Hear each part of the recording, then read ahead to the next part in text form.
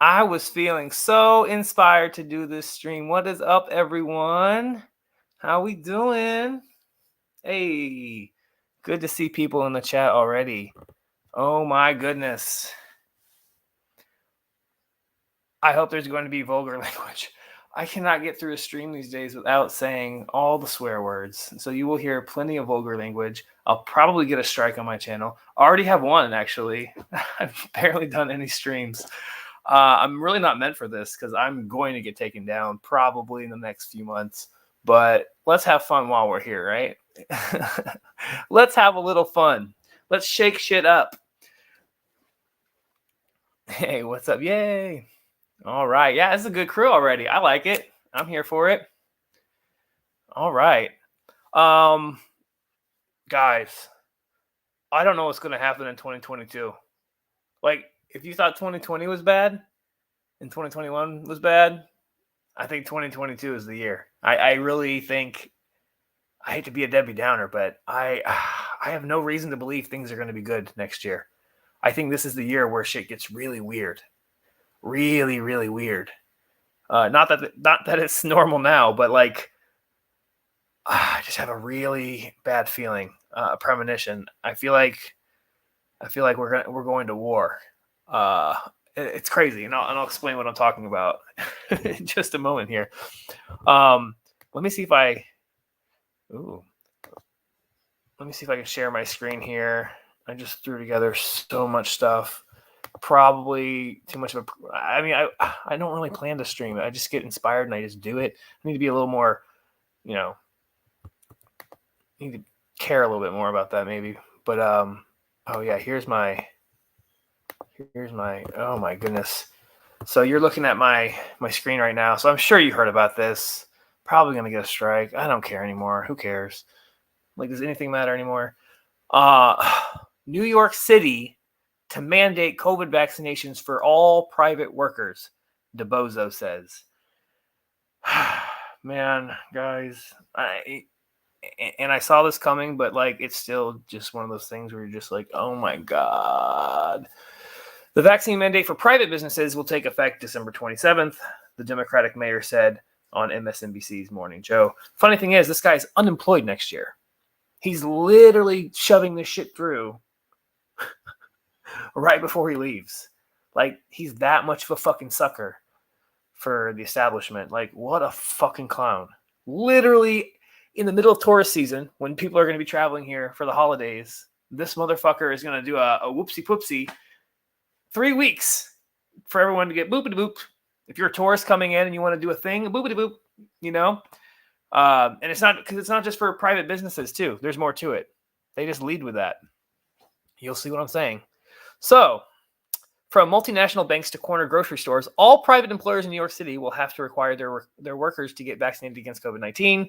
The mayor announced the vaccine the vaccine mandate is aimed at preventing a spike in COVID-19, which is happening right now, regardless of the vaccines. But okay. During the holiday season, during the colder months. Okay, yeah. Well, it's called seasonality. It's going to happen. The vaccines don't stop transmission, like, at all. So that's what happens when, it's flu season or virus season. That's what happens. It goes up. It went up in Florida this summer. It went up in the Northeast this fall. That's kind of how it all works. And we're getting these vaccines after it's too late. And what are they going to say? Oh, well, we should have made the mandate earlier. Messed it up. Maybe next year. Like, keep moving the goalposts, guys. Keep moving those goalposts. I mean, like, New York is really highly vaccinated. The tourists, maybe not so much, but like New Yorkers, very highly vaccinated, actually. This measure will apply to roughly 184,000 businesses not covered by previous vaccine mandates. That is a shit ton of businesses. Surprised that many are even open in New York. It's been a rough year for small businesses here. And they range from big corporations to mom and pop businesses in the city of 8.8 million, which is probably more like 8.5 right now, because there's a lot of people who are hanging out outside the city, moving home, moving back in with the parents, moving in with family, just moving out of New York because shit's getting real. And the private sector workforce has 3.7 million people which I feel like is a little low, but maybe it is 3.7. So, yep, he wants to prevent a spike, which is already happening, which is dumb.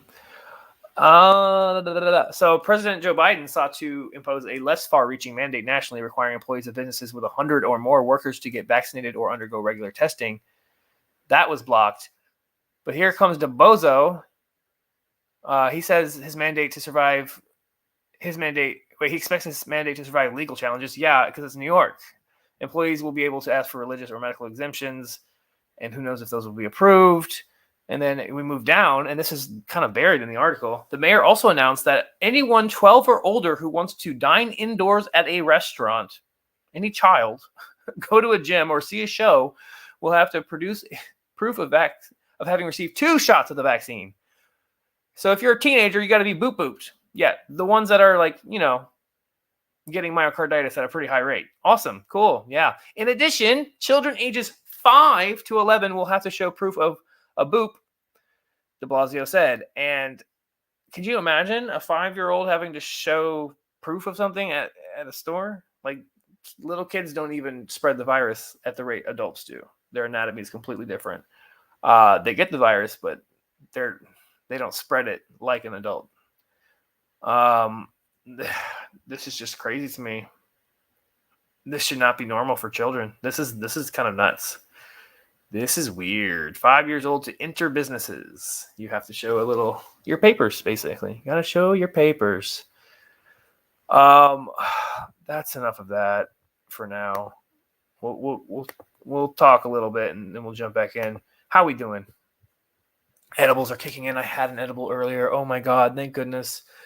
I love it. I make really good brownies, like really good brownies. I had a brownie. I'm also drinking tequila. It's tequila night. I said, fuck it tonight. Things are just crazy. 2021 was the dress rehearsal. Yeah, 2022 or 2020. Let's go back. 2020 was like we planted the seed. Something's happening. Oh my God.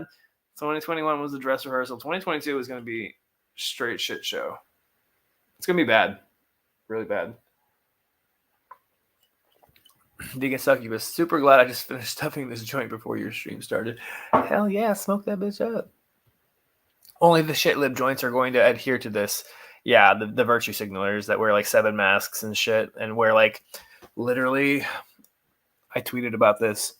I saw a woman on the train today who was shifty as hell. She couldn't sit still. She wouldn't sit down. She moved a lot on the train. Very like weird behavior. And she had a sandwich bag, like a Ziploc sandwich bag that you put like bologna sandwiches in for like school lunch.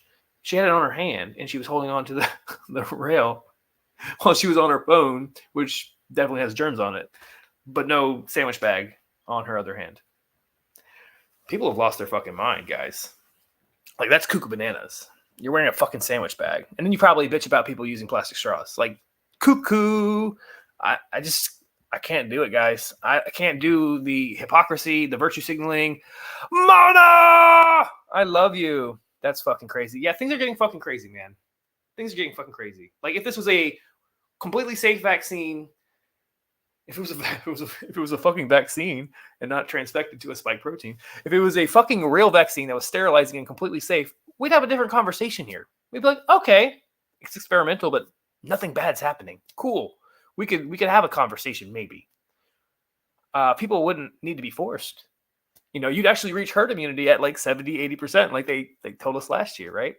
So the people that you get 70% people lining up for a vaccine if it's completely safe and actually effective, and then you'd actually have herd immunity, wouldn't you? Yes. But that's not the reality. And now it's getting weird because they're doubling down on something that clearly has not worked like they sold it to the public, right? Something's weird. Something's very strange. I'm getting a really bad feeling about this. And my state in particular has very weird things happening. And I'll go into detail about what I mean. They also won't be able to go to school, which, yeah, kicking kids out of school. That was a problem here in New York before coronavirus. Before. we'll talk about that. But yeah, I hate to see kids getting kicked out of school. That's bullshit. Absolute bullshit. Never thought the Kurt Russell movie Escape from New York City would actually be a documentary. Crazy times we live in. You know? Yo, begin. No noise. Send some brownies to me, Ricky. Oh, I should send you some brownies, Mona. I'll make you some if you really want. I mean, you can make your own. But if you think mine are good enough to be sent across the country. At IKEA in Brooklyn, you can go into the store without a vax, but you have to have vax to eat at the IKEA restaurant. Make anything make sense. It's like all the rules, like, we're still trying to abide by the, like, people have been programmed. Like, this was definitely a psychological conditioning, because all the rules didn't work, and they didn't work because they were the wrong rules. Like, they said this was mainly spread through large droplets. It clearly isn't. Like, I know a friend, but way back in 2020, when New York first got slammed in like March, April of 2020, we were kind of in like a lockdown mode. Like, businesses were shut down. He was like, an out of work actor. He was chilling at home. Like, he didn't leave his apartment. He was a weekend to his lockdown. No, he was fine. He didn't, he wasn't just like chilling with like symptoms or anything like that. He literally, the only time he left his apartment was to go get the mail from the mailbox. Empty hallway. Didn't see any people. And a few days later, after he got his mail, he started getting symptoms. He had been home for over a week, almost 2 weeks. And it's like, he probably got it from his hallway, I guess. Like, he hadn't been around people. That shows you how, like, easy it is to catch this shit. Like, it's not like, back in the earlier days, Anthony Fauci was like, oh, people sneeze and cough, and that's how you get it. That's how it spreads throughout the entire world really quick. No, bitch. Like, it's an aerosol. It hangs in the air. Like, you can literally walk down an empty hallway and pick it up. So this idea of these plexiglass, every fucking business in New York spent tons of money. They just destroyed these small businesses, put them all into debt. They had these little plexiglass things at each table that like go up like this high, which is ridiculous because the aerosol particles just go up and over. Just a waste of fucking money, destroying small business.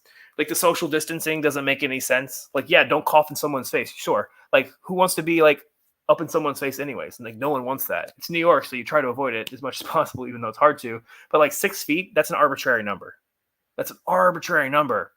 MIT did a study early this year saying, yeah, you can be in the same room as someone who's 60 feet away and still get, exposed to the virus because it floats through the fucking air. Like, it doesn't care how far away you are. Like, oh my God, trust the science, 6 feet, wear a cloth mask, even though aerosol particles go right through a cloth mask. N95, still kind of iffy about that, guys. It's not as effective as you might think. If N95s aren't good for smoke out in California when there's a fire, then it's probably not that great for aerosol viruses either. Really not. It's better, but cloth masks don't do shit. The surgical masks don't do shit, and that's the majority of what people are wearing here. So like, it's not doing shit. Like, I hate to be that guy, but it's not doing shit. What's up? What's up? What tubes? I don't see any tubes. Who's saying that? What propaganda? Oh, New York's going down the tubes. The Mario tubes. The ones with the big piranha plants. That's what it feels like around here. How is this still happening with the Department of Defense case that showed how you can't give EUA vax over FDA-approved Comirnaty that isn't available? Courts basically support this as a bait and switch. Yeah. Oh, we have one approved vaccine in America, a vaccine that doesn't exist. Comirnaty is like a slightly different version of the Pfizer vaccine that's available here, or at least just a different label. I don't know. It was a legal bait and switch. So no one's suing Pfizer. And Pfizer has this edge over Moderna and J&J now, which is really weird. They really just want Pfizer to be like a monopoly. I feel like that's what's happening. It's very, very bizarre. But yeah, it's not approved. It's not approved. The vaccine that we have, it's bizarre. And there's still a war on therapeutics because if everyone sees therapeutics are working, then the mandates all fall apart, don't they? And other countries are doing really well with low vaccination rate because they use therapeutics. And the fact that millions of Americans don't think that's happening, that the other countries are figuring it out without vaccines, is crazy. Like, America has a vaccine problem. We're like, it's like a crack problem, but like with vaccines. And we've had that for a very long time. Like, our vaccine schedule is by far the most robust in the world. Doesn't need to be as robust as it is. We don't need to be giving shots to babies as they come out of someone's vagina. It's crazy. It's really actually too much. I think we need to actually go back and look at the vaccine schedule. Chronic illness is off the charts. So if these vaccines are keeping our kids safe, why are they so sick? Like, they're really sick in this country. And I'm not saying all of it's due to vaccines, and some of the vaccines are completely safe.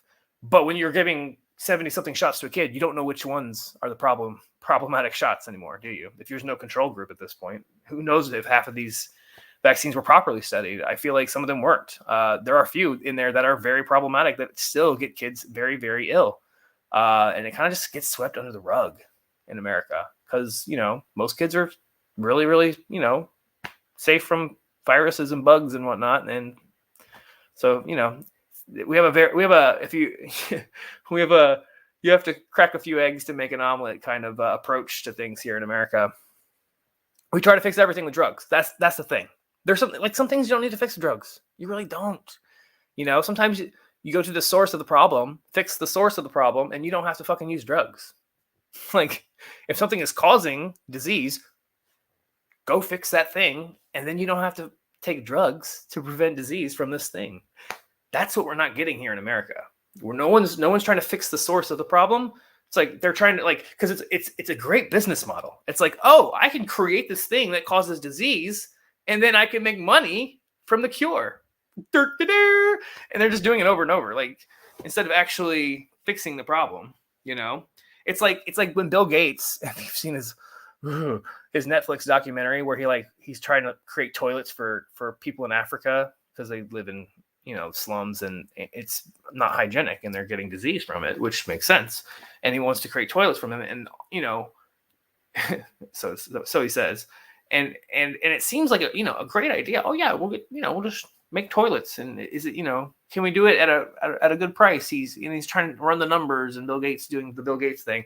But then you sit back and you're like, yeah, these people don't have this shit because they live in war-torn parts of Africa that our country is probably funding these wars and arming these rebel groups and whatnot. These are all wars that are, an extension of the imperialist regime, basically.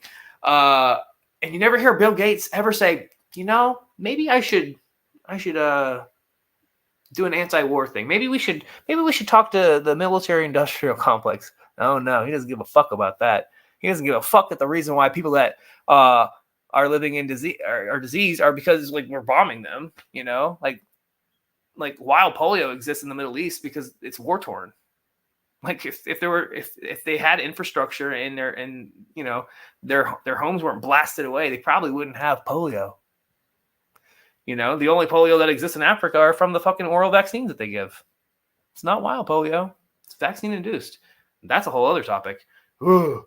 But we have a better polio vaccine here in America, of course, than the one they give people in Africa, unfortunately. But it is what it is. This is a country in despair. Everyone wants the quickest way out. Yes. What happened is, and I always use this metaphor or this analogy, I should say. People love everything instant now. We've been trained where everything's instant, right? Everything's an instant fix. Ooh. Give me. I can download an app and get my groceries delivered.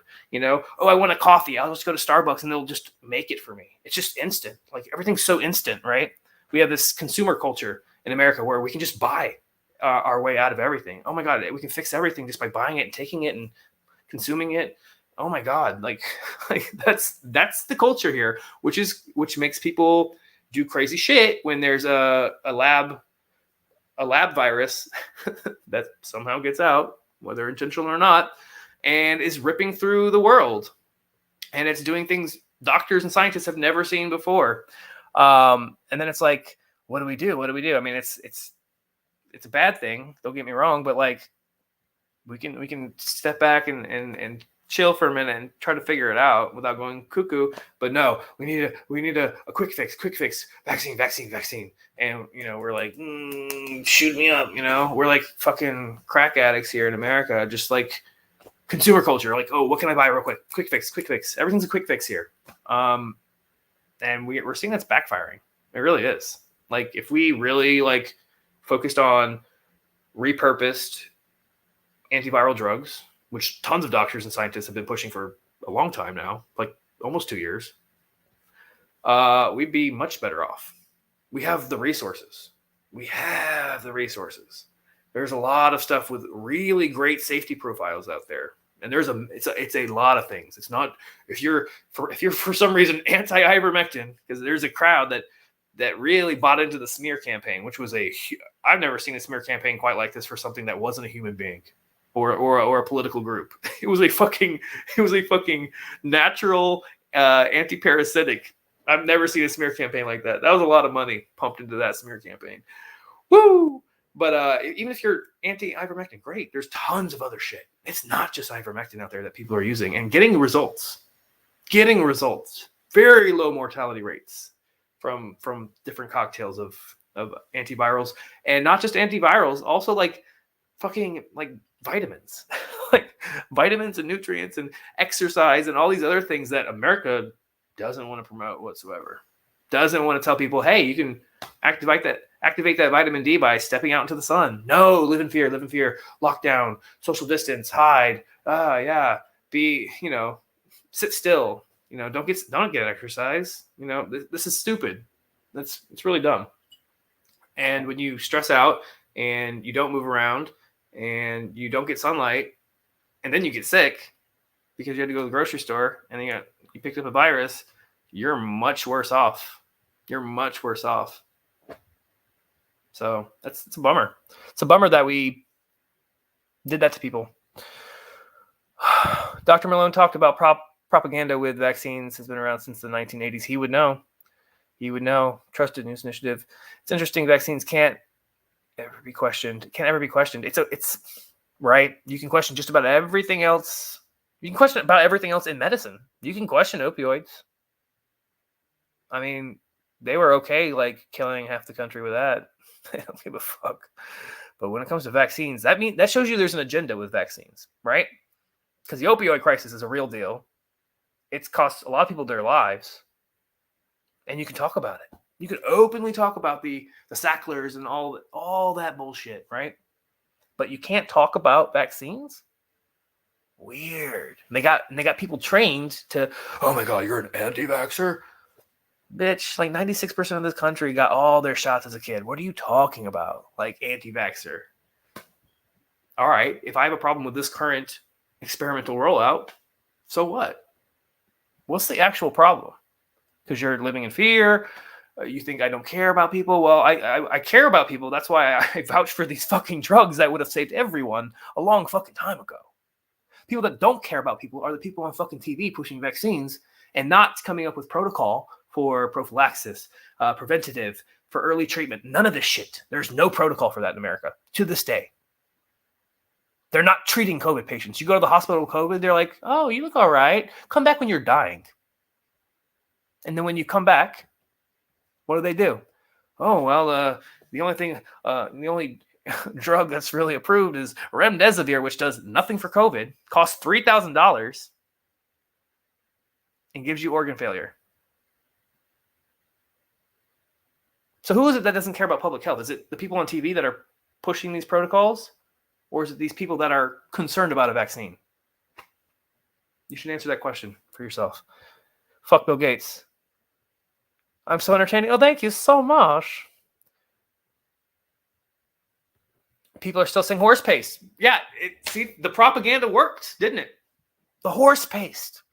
Yes, because a few people in a rural area couldn't get ivermectin because my pharmacy won't give me ivermectin. I don't necessarily even need it, but I was going to try to get it. Why not? Cheap as fuck. That's great.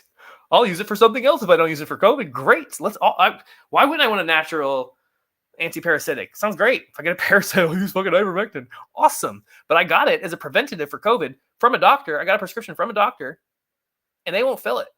And it's an independent pharmacy. Because I said, fuck Walgreens, fuck Duane Reade. Went to an independent pharmacy right here, a little mom and pop. They won't even fill it. Whew, you want to get bought out by Duane Reade real quick, don't you? Gee. Her cannabis does wonders for prevention too. Yo, I'm going to be blitzed all the time. Let's go.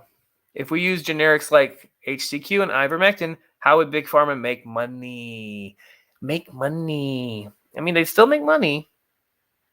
I mean, they're trying to come out with their knockoff versions that will definitely kill people. They'll still make their money. They have their contracts. They got free money to make vaccines, and then they got to turn around and sell them. They double dipped on vaccines, so they'll still make their money. However, they won't make nearly as much. And there's something more. There's something bigger. It's not just about making money for Big Pharma. It's not just a Big Pharma money run here. There's a bigger narrative. We can talk about like the universal digital identity that starts with a vaccine passport and turns into your whole life on a one app or something, and then they can shut it off if you're a horrible human being in their eyes. But it could be even bigger than that. And I'm starting to wonder. And I'm going to dig in more. And we're not going to go that deep tonight because I don't know. I'm still learning. I think a lot of people are still learning. Like, what is the master plan? And I think it's even bigger than the digital identity, which is like a digital prison, basically. As they automate everything and take away jobs and destroy. We're seeing them destroy legacy businesses. Oh, a 5-year-old has to fucking get a boop to go to a Broadway show? Yeah, that's going to go really well for Aladdin on Broadway and all these other, family-friendly shows like Beetlejuice and stuff like that. Yeah, I bet they're going to recoup their money. Not. Most Broadway shows are going to close within the next year. It's very expensive to run a Broadway. Your average musical costs like $10 million or some shit to produce. I'm not even kidding. $10 million. Spider-Man on Broadway a few years back broke the bank. It was $70+ million, maybe up to $100 million. They blew a shit ton of cash on that one musical on one stage in one city in America, right? So, and there are weekly operating costs that are quite high. So that you have your upfront budget to pay for like rehearsals and building everything and whatnot. And then you have a weekly operating cost because you have your cast, your crew, your ushers, your utilities for these old, beautiful theaters, the maintenance fee, because it's an old, beautiful theater, right? So it's very, very expensive to run a Broadway show. We have 41 houses, I believe, in New York right now. Not sustainable because most shows are doing horribly right now. Most shows are doing really, really bad. You can't survive on half houses unless you're like a show that's already kind of run its course and like a Phantom of the Opera, which recouped its money.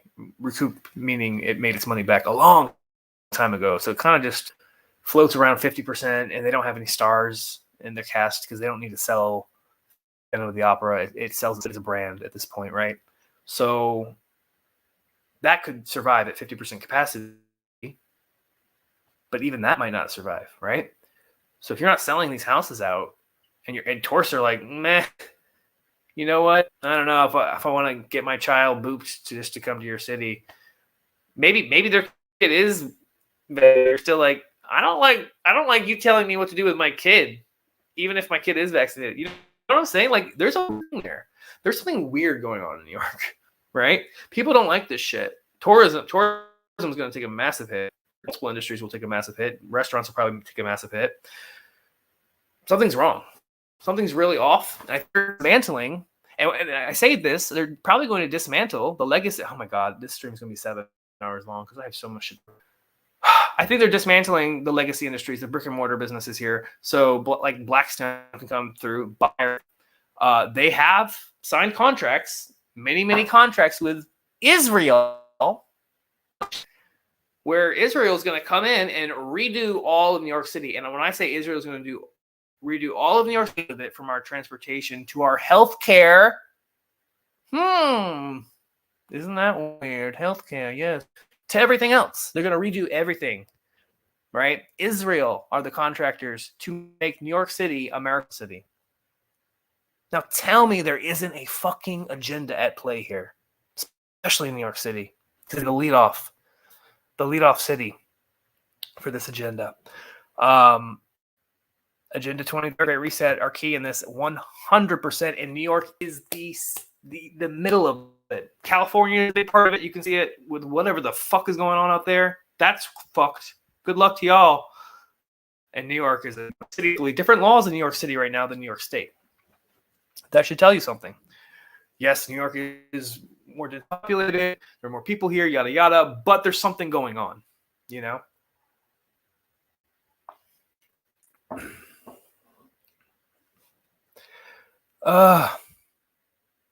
Big Pharma would sell the book. They won't fill it. No, I can't. No, I've tried. I sent it over. They didn't fill it. I called them another time. They're like, we'll tell you when it's available. I'm like, when it's available? Like, just get the fucking. They never called me. It was months. It's been months now. NYC is the capital of the world too, which might be changing. Again, legacy industries, right? If we're going digital, first of all, what's the point of fucking Wall Street, right? If we're gonna have a digital, which it's eventually going to happen, what's the point of Wall Street anymore? You know, see ya. They'll pick it up and move it. You know, they'll go straight digital with that shit. That's why I'm worried. Like, currently, Broadway's not sustainable.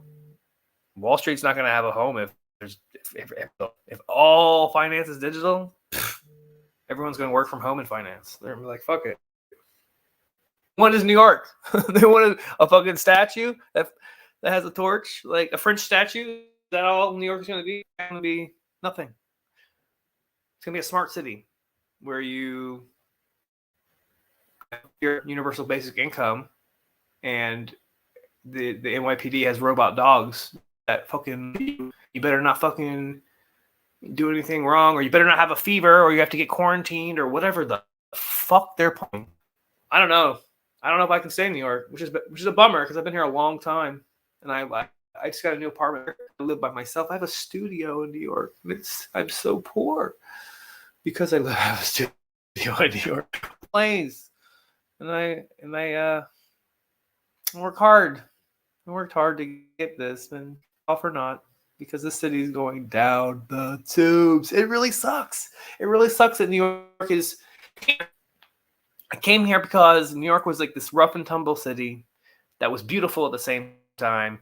Shit that I never really cared for, but it had this beautiful, beautiful skyline in between two rivers that had in it probably.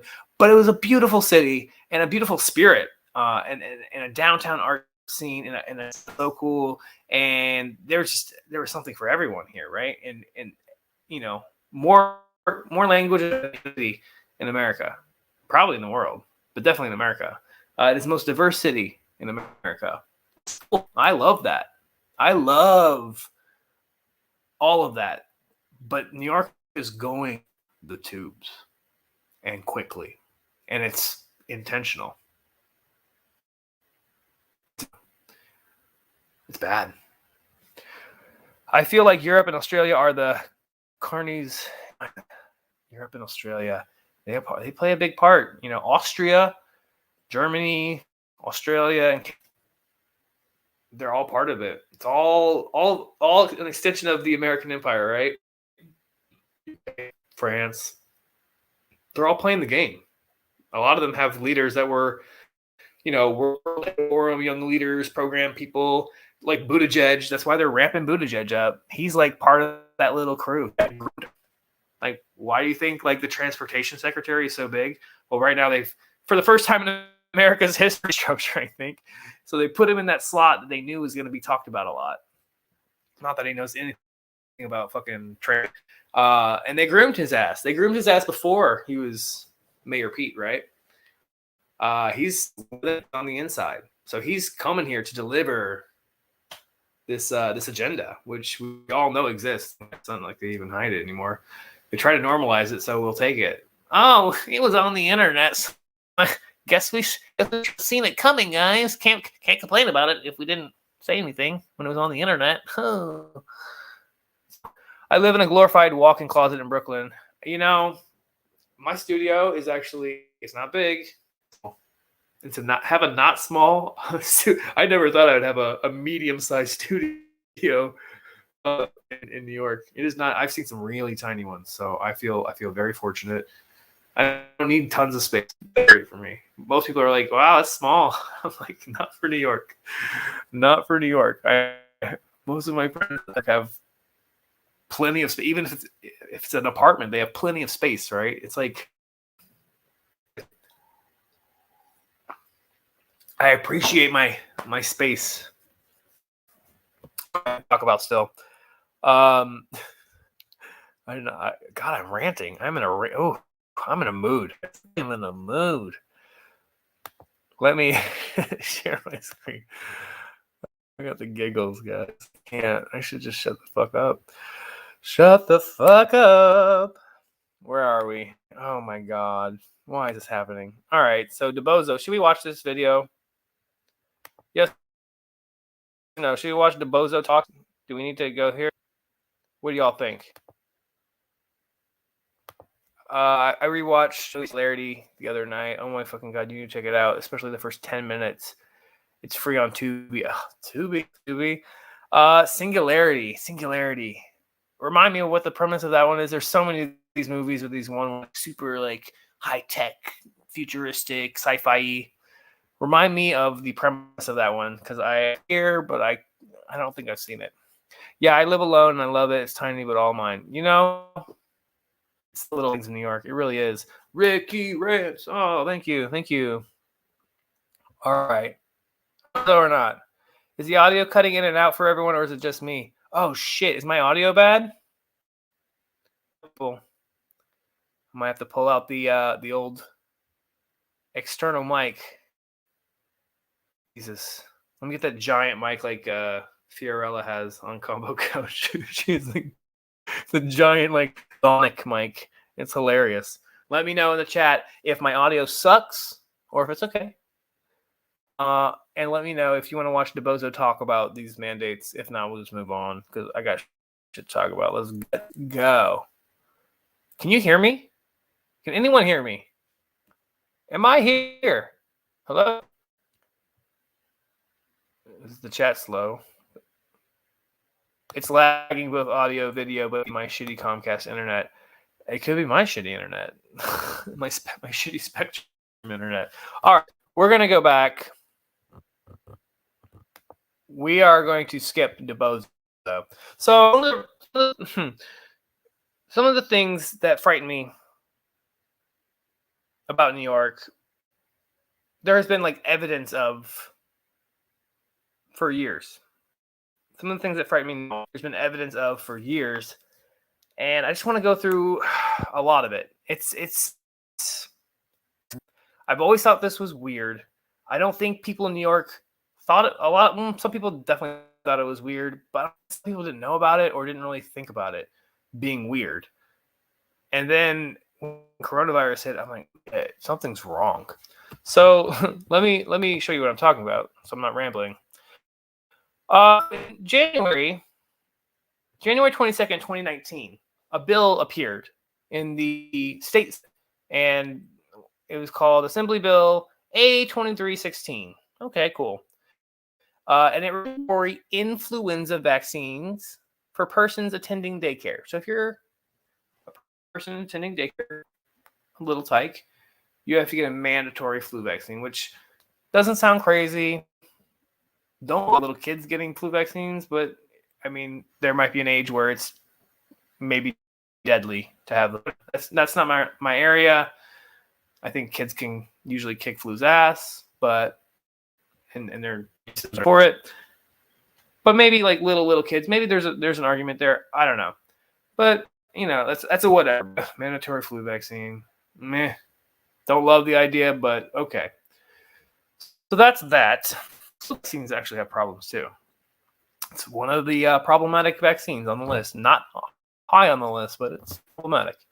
and has low efficacy, very low. Respiratory aerosol viruses, colds, flus, really hard to make vaccines for. So there's that. So that doesn't bother me too much. And then here we go. It is now January 28th, 6 days later, 2019, guys. This is the year before coronavirus frenzy blew up, right? January 28th, just 6 days later, that passed, by the way. It got stuck in committee. This one got stuck in committee as well. Assembly Bill A2912A. So this one is, it provides for immunization of all children born after January 1st, 2009 against papillomavirus. All kids after January 1st have to get the HPV vaccine, or Gardasil, as it's called. Gardasil, a very problematic vaccine. And this one is like, what the fuck? Why are these little kids? These are back 9-year-olds. Why are they getting HPV vaccine? What? Why are they man? It's so weird to me. It's so weird. This one was like, what? And then if you look, this is actually from the vaccine court. There's a vaccine court in Washington, D.C., if you don't know, that handles a lot of it on the low, because if you say anything about vaccines, you're an anti-vaxxer. You can't criticize vaccines. But the whole court in Washington, D.C. that pays out people for vaccine injuries, and it's kind of rigged. So a lot of people that go there, they get thrown out just because they side with Big Pharma. But sometimes they do pay people out for legitimate injuries, and these injuries are very costly because healthcare in America is very costly. It's a racket, right? But because this court exists in DC, the government literally foots the bill for these pharmaceutical companies. So these pharmaceutical companies make products that hurt people, and they don't even have to pay out a lot of these fees.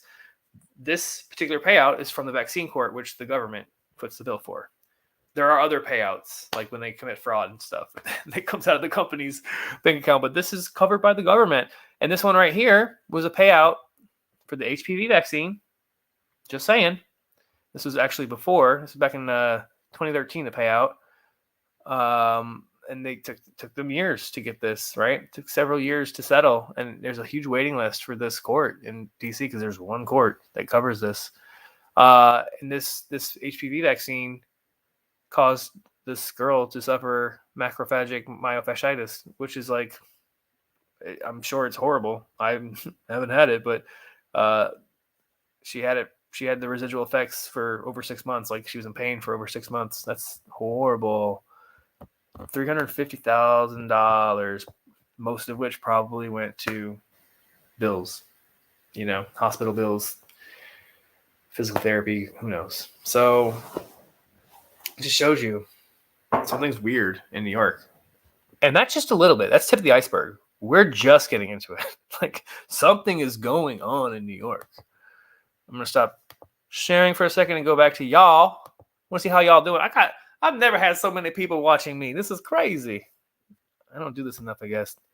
You can hear me. Good. Jesus. There's no Jesus here, unfortunately. Elites destroy the world and retreat to the meta.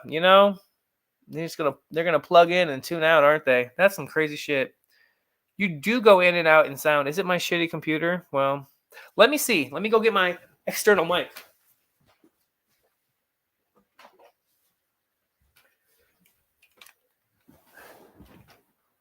Look at this ball. Let's have a ball.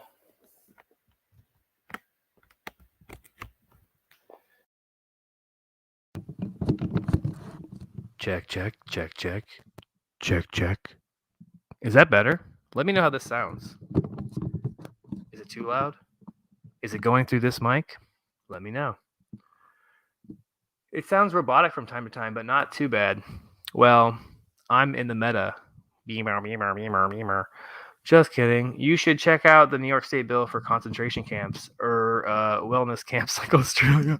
Oh, we'll talk about that a little bit. We'll talk about that. That's crazy, right? Oh, man, got a crash. Good night, y'all. Extra bulla. The bill for concentration camps is New York Assembly Bill A416. Maybe we'll look it up. The actual bill itself. I haven't read through the bill, I don't think. I've heard about such things. There's so much to look up. I research so much now, and I can't stop researching because there's too much I can't read it all. I literally cannot read it all. There's so much crazy shit. These people have armies of people writing this crazy shit. It's nuts. Oh wow, this is next level Ricky Grants. Oh, thank you so much. Can you hear me? We're gonna go back in. More reasons why I was concerned about coronavirus in New York. Oh, there's more. But wait, there's more. It never ends, y'all. It really never, ever ends here. So, mandatory HPV vaccine. HPV obviously injures kids, which is not cool.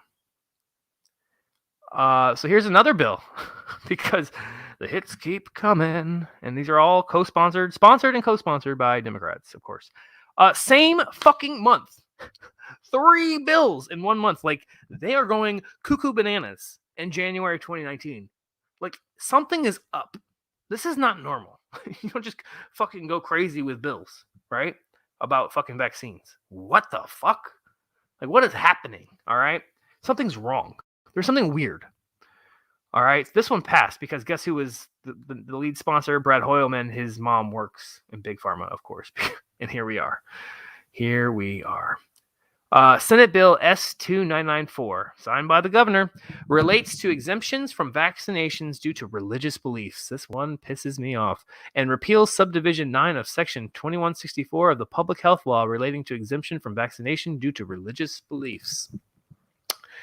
So, this is how they start priming people to take vaccines that are part of an agenda. In my opinion, COVID-19 vaccines are part of a bigger agenda. And this is how they start priming people for that. These people who have never taken vaccines before are now required to take all these vaccines. All these kids, the Hasidic kids of Brooklyn, maybe. Actually, a lot of these kids that didn't get vaccinations and had a religious exemption were actually handicapped.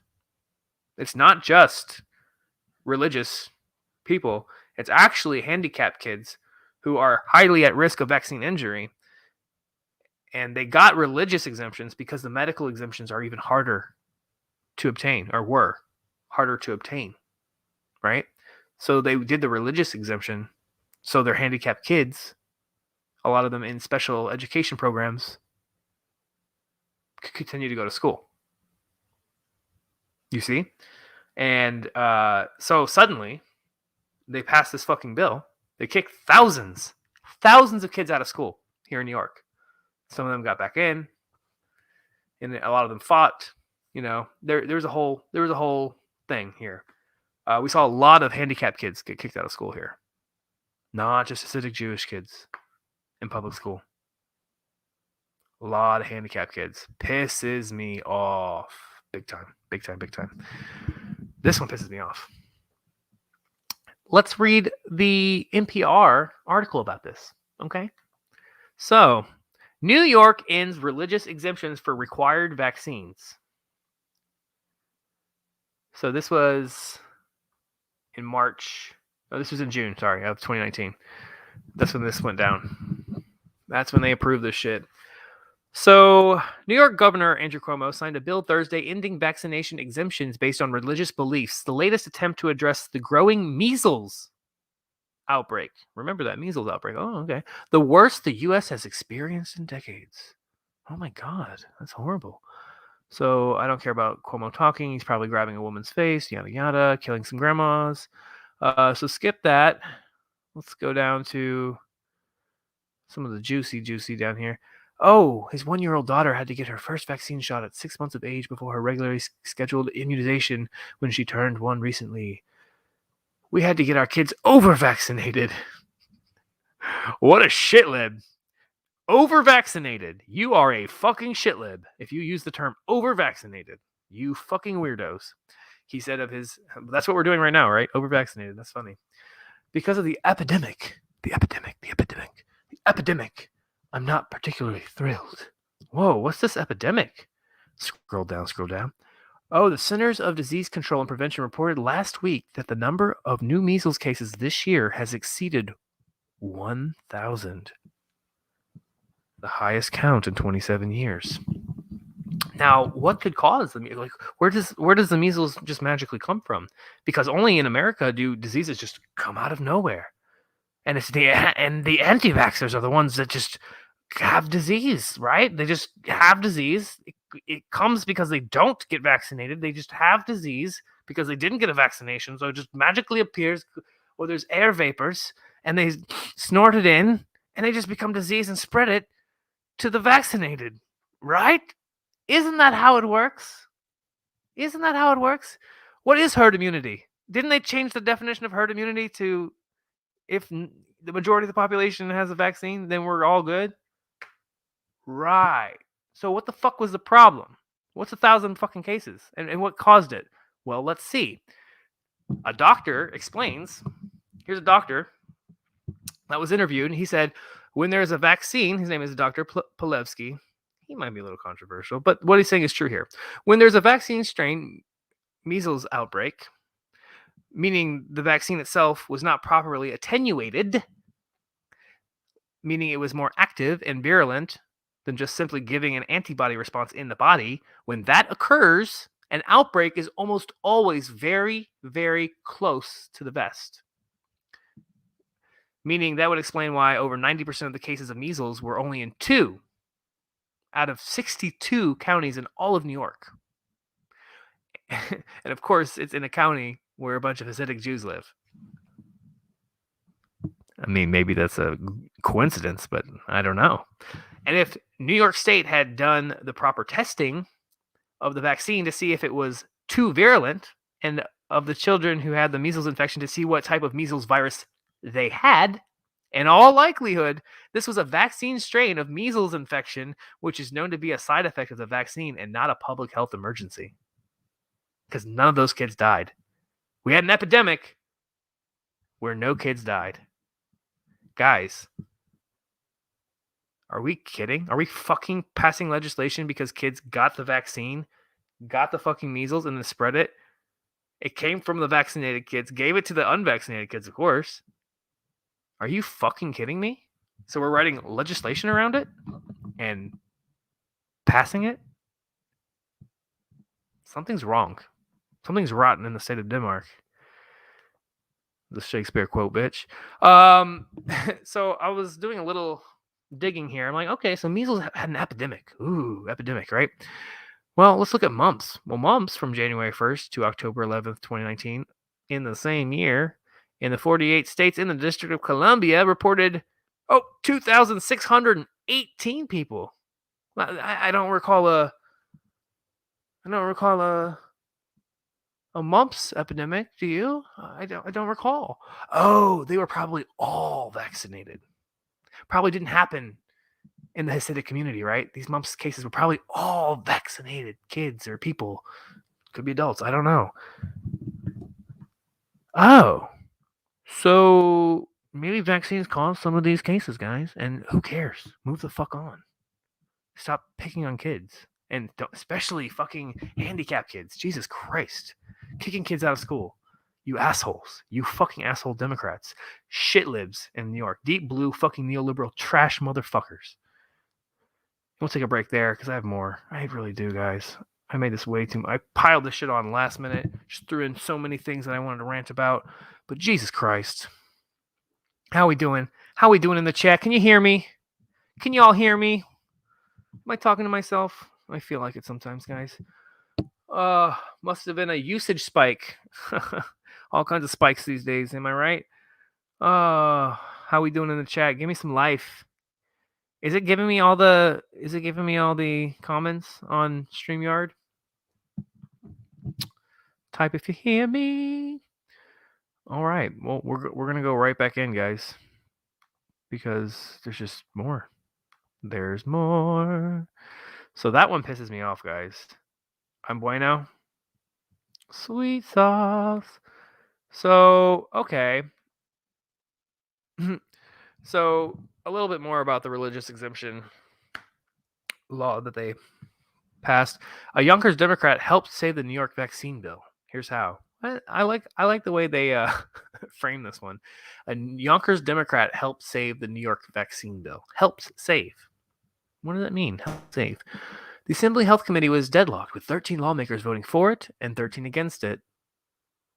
Mainly, the 13 against it was mainly Republicans and some Democrats.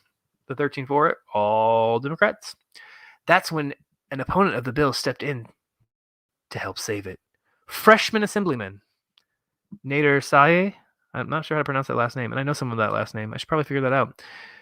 Nader Saye from Yonkers changed his mind after casting his initial committee vote Thursday afternoon, choosing to allow the bill to advance despite first voting to bottle it up. His decision broke the tie. And what happened is Carl Heastie, who's like the head of the assembly there, he called him over. He did one of these deals. And this was filmed. I mean, I actually have the video somewhere. If you want to see the video, let me know in the chat. But he literally calls the dude over who voted against this bill that kicks kids out of school, literally.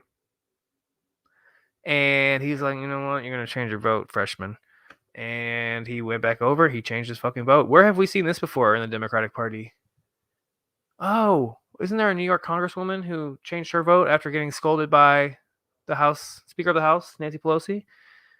Was it AOC and the Iron Dome? Oh, yeah. Present. I remember that. Democrats are something else. They really are. So that video is heartbreaking because they literally let mothers of these kids in the room while they were doing the vote. And they were literally filming it with their camera phones and crying on camera.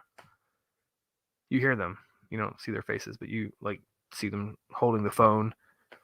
They're crying. They're like, no. It is like the fucking most. It's horrific, actually. It's like, what the fuck? These people are cruel. They do this shit right on camera. They don't give a fuck. It's weird. Hell yeah, show us that video. I have to find it. Damn it.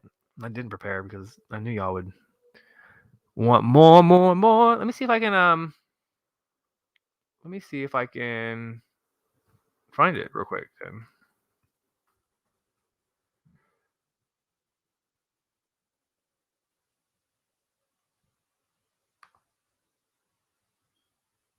Is this it? Hold on, let me see. I actually might have it right here. I have so many videos. I have so much stuff, guys. I'm really gonna do a lot with it, I hope. But I don't know why this isn't even doing anything. Can you help me?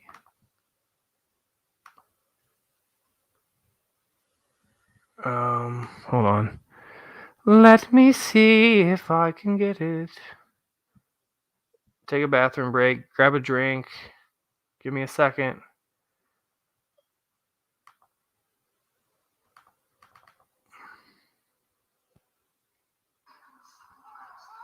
Oh my god. Yep, this is it. Oh, guys. I hate this shit so much.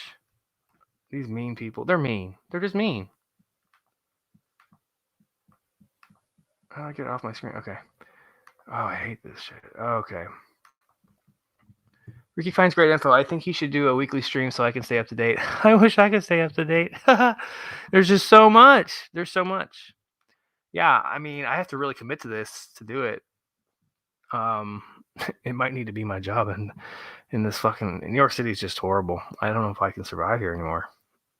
It was so easy before. I was always a go-getter, getting out there doing my thing, freelancing. Like it didn't matter, but now it's just cold-blooded and soulless. Yeah, it's bad, y'all. It's bad. Let me try to open this puppy up. Let me try to do it for you. God, there's too much. Again. All right. As you can see, it's on a camera phone. It's a little hard to hear. I'll shut up. Watch in the very back by the wall. This bill, for me, was one of the most challenging bills I ever had to vote on. There's a lot of good arguments on both sides. So there's good arguments on both sides. Religious exemption, yada yada. All right, so I don't know where exactly happens, but these are all people part of the assembly in New York. They're all voting. Blah blah blah. It's towards the end, I'm pretty sure. It's wild though, y'all. So homeboy is on the right side, I believe. I think it's this. If it's not the bald dude, it's someone by the bald dude. He votes no. He's actually against it. Like in his heart of hearts, he's against it. That's why he voted no. And like Carl Heastie is the black dude along the wall in the back. He's one of the big dogs in New York. He's a deep blue Dem. And there he is, looking all serious along the wall. So my dude here, I forget which guy it is, but he says, it might be the bald dude, I don't remember, but you'll see. He says, nah, I don't want to vote for this garbage. And now I gotta find, ooh! Let me see here. We'll find it. There. God, it's so boring to be a politician. Oh, we're whispering. There's some shenanigans going on right there too. He's whispering in the middle of this shit. I would say move out to Washington State, but I'm sure Seattle will follow NYC's and LA's lead and mandates. We're all fucked. I know, we all gotta move to red states now. Fuck. Do I have to move back to Florida? Fuck. Hints of discussion on this topic on both sides. Blah blah blah. Blah blah blah blah blah blah blah blah blah blah. But watch Carl Heastie. He's the guy in the back, behind this gentleman's left shoulder or our right side. That's Carl Heastie. Therefore, I've been around for 45 years. Okay, point, dude. God, politics is so fucking boring. We make it so much more fun. Thank goodness we exist. That's a mom holding a baby, I think. Yeah, this is so sad. These are parents along this wall on this side, behind the camera, that have been protesting this.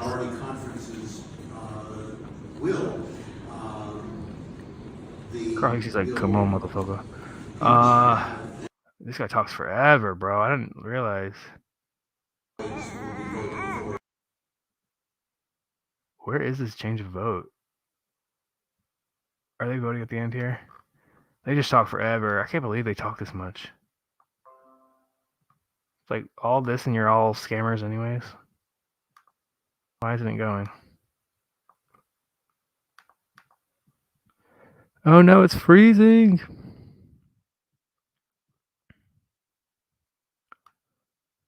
Come on, video. No! There we go.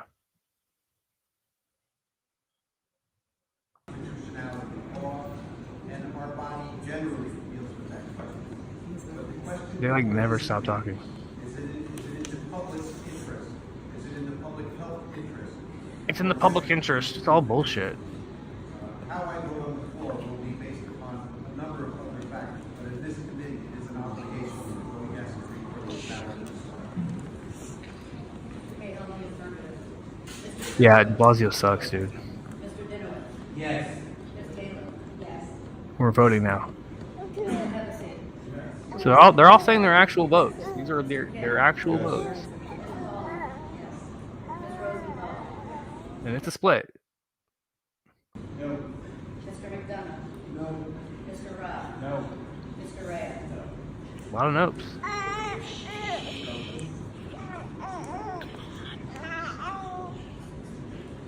So they tally their votes. Carl Heastie not happy. Not the votes he wanted.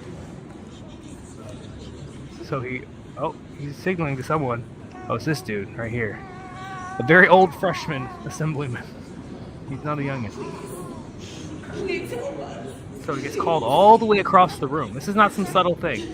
Ooh, and then the security moves in. Boom, gotcha.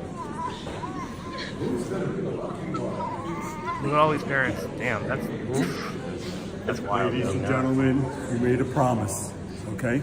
Please. You Thank you. made a promise. I've kept mine. Damn,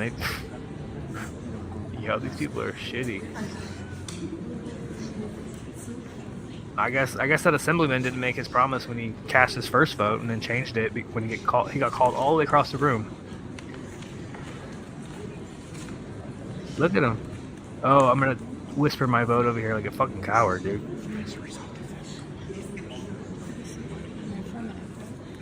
And just like that, that's how you get a bill through. There's no democracy. There's no democracy here. What democracy? Solely for the purpose of moving the bill to the floor, I guess. For the purpose of moving the bill forward. This is an important bill, an important issue. And all along, as a student of constitutional law, I've always represented and protected individual rights and religious rights. And as an educator, parental choice is very important for me. And although I would go on record as saying I will vote no on the floor on this bill, but I really feel the public and the assembly at large deserves an opportunity to vote on this matter. So I'd like to vote in favor of allowing this to go on vote on the floor. Thank you. The bill is reported 14 yes, 13 no. All right, please. Ladies and gentlemen, this way, please. This way, please. So he literally said, I voted no on the floor, but I want to make sure this gets a vote on the, as it advances. So I'm changing it to yes. What? No, bro. The dude in the back said, change your vote, and you changed your vote. Let's be honest. Like, why do these people lie like that? You're straight up lying. Oh, they're just so gross. Yeah, wow, right? Straight up pulled an AOC. Like, this is not a anomaly. Like, AOC is not the only one that does this shit. Like, it's so many of them. It's so fucked. That kicked thousands of kids out of school right there. Bam. See ya. I think a lot of them got back in. I think there was a big fight. There was a big fight through the end of 2019, and then shit shut down anyways because of COVID. Da-da-da! It's just a fucking joke. Like, you can't make this shit up. Yes, you can, because they made this shit up. They basically made this shit up. Like, they write the script. Like, that's ridiculous. That's insane. Yeah, what the fuck? I know, man. I know. I live in the fucking Twilight Zone. So people get mad at me because I'm like anti the agenda or anti the vax or anti the whatever. I'm like, motherfucker, look at this shit. It's a lot bigger than that. And if you're not seeing it, I don't know what to tell you. If you knew as much as I knew, you'd know something bad is happening. And it's much bigger than a virus. It is a much bigger thing. It is about restructuring everything. Everything. And they're doing it through scaring people with their health. It's really fucked, guys. I don't know what else to tell you. Don't know what else to tell you. I do actually know what else to tell you because I have more to show you. Let's go. So we're going to jump back in to the Ricky verse. That was so cheesy. I might use that forever though. All right, so yeah, what the fuck? Moving on.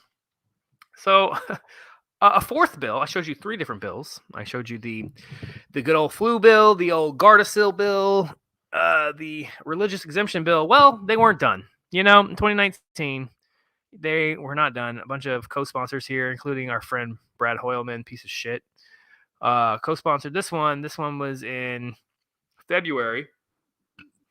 This was back in, when they were on a roll. They introduced 3 bills in January, and then they moved on in February. They're still releasing more vaccine bills, like cuckoo bananas, crazy. Like, I don't know what is happening. Provides treatment for sexually transmitted diseases to minors without a parent's or guardian's consent.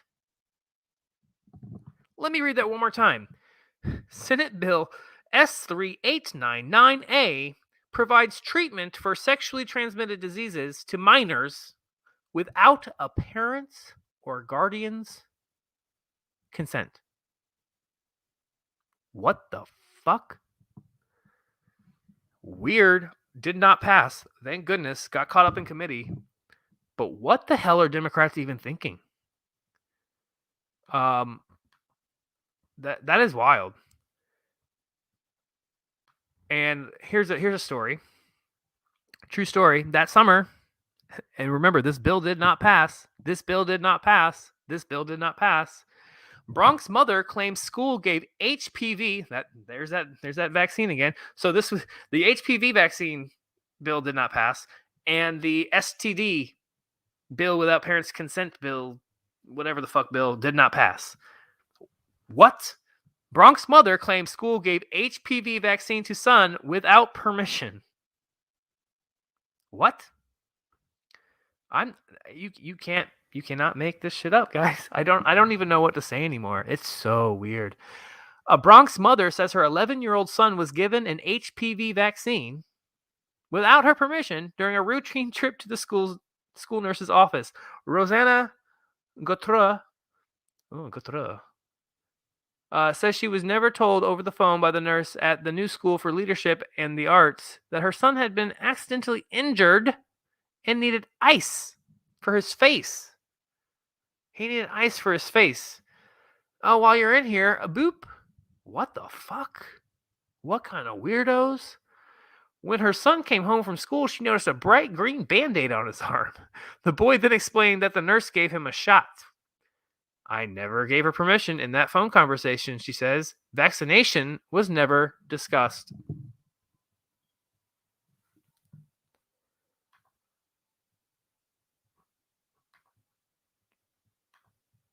Guys, what the fuck? So, when there are mandates for experimental vaccines, something's wrong. Something is not right. And New York's the epicenter of this shit. Yeah, if you live somewhere else, maybe you can quit your job and go work somewhere else, whatever. New York is the epicenter of this fucking madness, though. You see? They were literally booping kids. Do you think NYC will mandate vaccines for public schools? Yeah. I mean, you can't even fucking... 5-year-olds can't even go to a fucking restaurant now without showing their papers as of December 27th. So, yeah. Yeah. I hear the private schools are mandating in NYC, which is surprising. Really is surprising. Really is surprising. The rich kids, huh? So if it's a depopulation plan, they're killing everyone. Which I want to believe that it's not, but the way they're acting, something's weird. It is definitely a make people obedient plan. It is definitely a plan to get people to fall in line and to be psychological. It's a psychological operation. It's a psyop. This is a giant psyop. I've never seen anything. We've never seen anything like this in the world. Like, this is the biggest psyop in history. They are making people obedient and beg the government for help from the viruses that just come out of nowhere. Lab, they just come out of nowhere. They just appear. There's just so many viruses. How did humanity live before vaccines? How do we?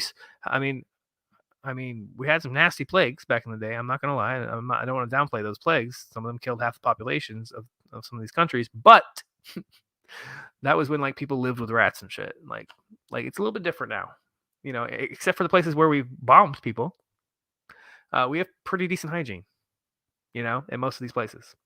Pretty decent. Some places still have issues, obviously, but we got shit under control. We also have modern medicine that's not vaccine. We keep forgetting about that in America. So something's weird. Something is so weird. There's a bigger agenda. There's like probably a transhumanist agenda here. Definitely a digital prison kind of agenda. That's so weird. My son took the first HPV shot and had unbearable back pain. Yeah, the HPV shot is fucking killer. It's literally killed kids. HPV vaccine. There are articles about that. You can. I mean, they've really tried to get rid of those articles, but the Gardasil has killed kids. Definitely killed. I might have an article somewhere on standby, but I'm not even going to deal with it because I showed you that there was a $350,000 settlement in Washington D.C. and that's just one case that leaked out to the public. I mean, Ali Alexandra, you might know her work. She's talked about, I think, that very vaccine, Gardasil, injured her. She's open about it. Like, it's not cool. Gardasil should not be on the market, period.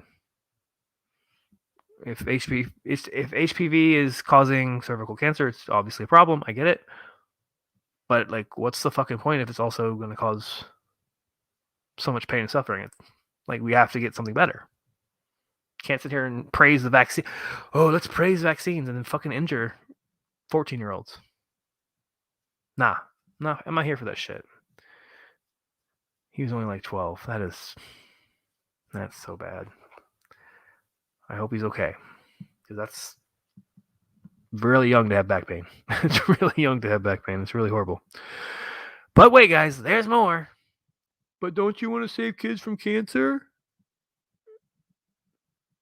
I mean, cervical cancer doesn't happen in kids, but I do want to save kids from cancer. I do. I know there's always an excuse. Oh, you want people to you're a Nazi. You want people to die. No. I want people to have as much freedom as possible and be as healthy as possible. And there's better ways to do it than what we're doing. I guarantee you. I guarantee you. And I'm not even a fucking doctor. How about that? It's not crazy, guys. It's really not. And there's more. Because 4 bills weren't enough. All right, they've passed 1 out of 4 at this point. All right, that one got passed in June. The religious exemption one that was presented in January, and this one also didn't get passed. Thank God, because there are so many. Oh, look at all these co-sponsors. So many. Harvey Epstein, not related to the other Epstein, I don't think. March 12th. So by March 12th of 2019, they have introduced 5 different vaccine-related bills because Democrats in New York are fucking crazy. This one, get this shit, guys. Assembly Bill A6564B permits any child who is at least 14 years of age to have administered to himself or herself certain immunizations required or recommended, keyword recommended, I think here, by law. I'll read it again. Permits any child who is at least 14 years of age to have administered to himself or herself certain immunizations required or recommended by law. Are we not setting the scene for something? Am I crazy? Am I looking way too far into these several vaccine bills that came out in the same year that this virus came out? Am I crazy? Something feels weird. Oh, teenagers can get these recommended. What recommended shots? What shots are recommended for kids that they don't already get for fucking school? We give them every fucking shot under the fucking sun. They get flu shots anyways. Like what are we writing this bill for? That didn't get passed, but what was it actually for? And what were we priming the world for or the city for? What? Can someone explain this to me? Something's weird. Something is weird in New York City. Thank God that it did not get passed. Oh, hi, 14-year-old. I recommend you take this shit. What is it? I don't know. Just take the shit. Okay. I'm a teenager. What? Bro, are you... What? Are you kidding me?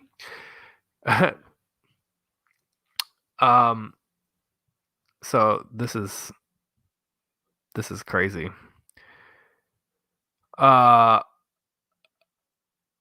There's so much.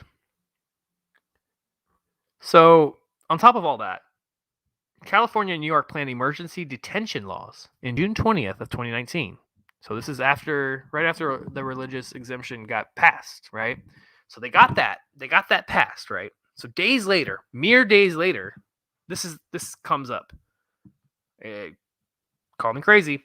New York and California both have bills waiting in the wings to allow for the seizure and detention of anyone even suspected of having a communicable disease if the governor declares a state of emergency. Where have we seen this before? The New York bill is Assembly Bill A99. The California bill is AB 262. Sadly, this really isn't new. Shortly after 9/11, the Model Emergency Health Powers Act was proposed in Albany, New York, and many other states, and would have granted the same powers back in 2001, 2002. Well, yeah, that was also part of a big plot. That was the last big psyop, right? 9/11, right? Oh, and the FEMA camps popped up. That were used. They were the ISIS camps, really, because that's what happened. But they were like FEMA camps, essentially. Yeah, very interesting. On some level, the law sounds logical. If America was the victim of a massive biological attack by air or in our water supply, perhaps we would need a massive major response from both federal and state officials if we were attacked with anthrax, Ebola, bubonic plague, smallpox, etc. However, the problem is that today elected officials tell us with a straight face that we just had an epidemic of a childhood illness that some compare with strep throat, measles. This emergency measles epidemic didn't even cause one death. Epidemic, though. They called it an epidemic. Interesting, right? Can we trust such officials not to seize and detain people if next year there is an epidemic of chickenpox? I feel as though we could see detentions happening of unvaccinated children for having a common cold. Holy shit, things are getting weird. Don't laugh. There is currently a vaccine in the pipeline for the common cold. One day soon, it very well could be against the law to be sick, unless, of course, you have chronic illness. Big Pharma just loves that type of sick. Update. Bill A99 states adults can be force vaccinated while detained and not allowed to leave the detention center. That was an update. That bill didn't pass, I don't think. But they updated the bill to include that adults can be force vaccinated while detained and not allowed to leave the detention center. What does that sound like to me? Oh, yeah, what's happening right now? What were New York Democrats planning in 2019? What were they setting the stage for? Call me a conspiracy theorist. I don't give a fuck. What the fuck were they doing in 2019? You tell me. Ain't no one talking about this shit, are they? Ain't no one talking about this shit. Not like this. Not like this, y'all. Let's get it. Let's get it. Oh, what's next? Oh, and to go with that last bill that we looked at, just to show you that that wasn't some crazy parent saying, "Oh yeah, my kid got like the HPV vaccine and no one talked to me about it." They totally gave him the vaccine at school. It could be a crazy parent saying that, right? Could be just a parent making it up. Oh no, here's a job notice that was on a website called Indeed, because Indeed, this shit is crazy. Read this shit. Community coordinator, school-based, human papillomavirus vaccination program. They were going to hire an HPV coordinator in schools? I guess they did. They pulled the job. Someone might have applied for it and got it. I don't know. The Fund for Public Health in New York City, a 501c3, because nonprofits are jabbing your kids, that is dedicated to the advancement of the health and well-being of New Yorkers. To this end, in partnership with the New York City Department of Health and Mental Hygiene, FPH NYC incubates innovative public health initiatives implemented by DOH-MH to advance community health throughout the city. It facilitates partnerships, often new and unconventional. I would say this is pretty fucking unconventional, guys. You're giving the Gardasil vax to these kids without the parents' permission? That's pretty fucking unconventional. Pretty fucking unconventional. Like, what the fuck? Between government and the private sector. Private sector. Oh, where have we heard this public-private partnership? Oh my God. Let me think. The government, Pfizer. Oh, so we were kind of already doing that shit before. Okay, yeah, I see. Okay. We're going to develop, test, and launch new initiatives. Oh, yeah. Didn't we, though? Didn't we? These collaborations speed the execution of demonstration projects, affect expansion of successful pilot programs, and support rapid implementation to meet the public health needs of individuals, families, and communities across New York City. I don't even know what to say, guys. Under the supervision of the Adolescent Health Unit. Oh God. And the program director, the community coordinator will be the liaison between the office of school, and all school-based implementation sites for the HPV vaccination program. He or she will work collaboratively with the program manager to ensure that day-to-day operations are being carried out according to the project timeline. Tasks will include coordinating the program logistics. Coordinating program logistics, it's all chopped up, by effectively communicating with clinic staff, school administration, students, and parents when necessary. Again, parents when necessary? Do you hear this fucking language? Parents when necessary. Maybe parents always? Or guardians always? What do you mean when necessary? Like, what the fuck is happening? This is weird. This was on the fucking internet, a job posting. What is happening? It's so weird to me. If you're talking about HPV with kids, parents should probably know this. Parents should probably know about this. You know, you need a bachelor's degree to do this job. Proficient at Microsoft Excel, because those spreadsheets don't do themselves, do they? You know what I'm saying? Hey-oh. A 3-year grant-funded position to jab people's kids behind their backs. Holy shit. There's no salary? Of course not. It probably pays shit. Nonprofits, baby. Holy shit. I got a little more. Stay with me, folks. Where y'all at? Let me jump back in this chat. That's really fucking weird. Which one? Which one is really fucking weird? What isn't weird about any of this? It's all weird, right? I'm not crazy. I'm not fucking crazy. New York Dems have been up to some shady fucking shit. This ain't about no fucking, show your vaccine passport to get it. No, much bigger, folks. Much bigger than a fucking vaccine. Hello, there is an agenda. They are doing shady shit. They have been planning this shit for a long time. This shit was an intentional release. This virus was an intentional release. Or an accident that they figured out well in advance and didn't tell anyone. You decide. You decide if this was an accident and they're like, oh shit, we better plan for this. And this shit was circulating and then got more and more virulent over time, which can happen, especially to a weird virus that they were fucking around with in the lab. Or it was just an intentional release and they're like, all right, let's do our event 201 because shit's going to hit the fan next year. I mean, there's too many clues. Like, 1 or 2 coincidences I can buy. There's a laundry list of coincidences, and this is just New York State. There's a lot of crazy shit. I don't even know about half the shit. I'm still learning. I go down a new rabbit hole every day. It's crazy. It's crazy, y'all. What else we got going on here? Are kids getting C-19 jabs in school now too? I mean, it wouldn't surprise me. Everywhere they give the vaccine here. They give you fucking vaccine on the sidewalk. It's fucking creepy. Everything is fucking weird here. You can literally go to a tent or a van on the fucking sidewalk. You don't even know who the fuck these people are.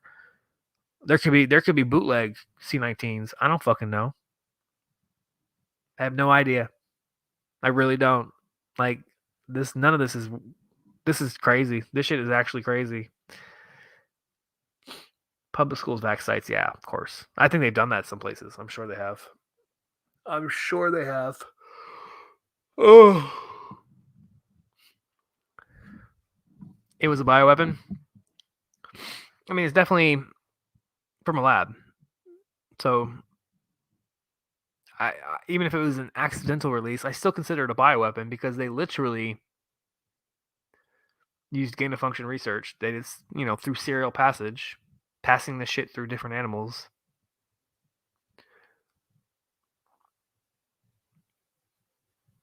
this is a bioweapon because it should never have been made. So if it was an accident, I don't give a fuck. It should never have been made. They banned gain of function research to, well, in theory, they banned it because it was dangerous research. But if you think like me, maybe Obama banned it because he's like, let's move that shit to China and blame it on them. Because that's what I would do if I was fucking Barack Obama, bombing them all. I would halt gain of function research if I was about to release a fucking virus to the world. Send that shit over to China. Continue the research over there in China. But still have bat samples or samples of shit shipped back to, I don't know, let's say Fort Detrick or the University of North Carolina, where the world's coronavirus expert Ralph Barrick works. The guy who was doing all the gain of function research before Fauci sent a check over to China via EcoHealth Alliance. But there's a lot of evidence that the University of North Carolina didn't stop gain of function research after they lost their federal funding. So, where did it come from? Now, a lot of people think China is where it was first released. I don't buy it. Why was China the first place where it people figured out there was something wrong? I don't know. That's a great question. I still haven't figured that out. But I think there's evidence, and I've talked about this before, but I think there's evidence it was circulating much earlier, as early as those bills, January, February, March. I don't know. It's a good question. Certainly by the time they were talking about fucking quarantining people in June of 2019. Oh, suddenly we went from religious exemptions to, oh, we got to quarantine people and stick needles in them. That's a bill that we want to pass. What? Where'd that come from? Oh, a little measles outbreak from vaccinated kids? An outbreak that didn't kill anyone because they were attenuated vaccines that weren't full force? No, they knew. They knew. Fort Detrick had a leak around that time, June. They had a leak of something. It was like contaminated wastewater. And then there were weird respiratory illnesses in that area, Virginia. And then we had weird vaping incidences in geographical clusters around the country. Everyone was, they did a lot of propaganda on the Uvalde too. They said, oh, it's this vitamin E acetate. They kept pushing vitamin E acetate. Some guy on Twitter today was like, oh yeah, I remember Uvalde, because someone posted on my thing like, oh, hey, you remember that Uvalde thing? You know, back in 2019, hinting that it could be related to COVID, which I do believe is. The more I learn, the more I do believe Uvalde was early COVID before it was a highly virulent virus, but vaping actually makes your lungs more susceptible. And the age group that was getting Uvalde was adolescents, like teenagers. And their lungs are more susceptible. Young men, I would think, especially, aren't fully developed until they're in their 20s, their lungs, right? So you had a lot of early 20s teenagers. Some of these kids who had just started vaping. So it's like, oh, well, maybe they just weren't meant to vape. Some of these kids had been vaping for years. They were like juniors, seniors in high school, have been vaping throughout high school. Because they're cool. Because they were cooler than I was in high school, I can tell you that. But they weren't so cool when they were in the hospital, were they? Some of these kids had holes in their lungs from vaping. Isn't that weird? And then like Juul took a big hit. The CEO left.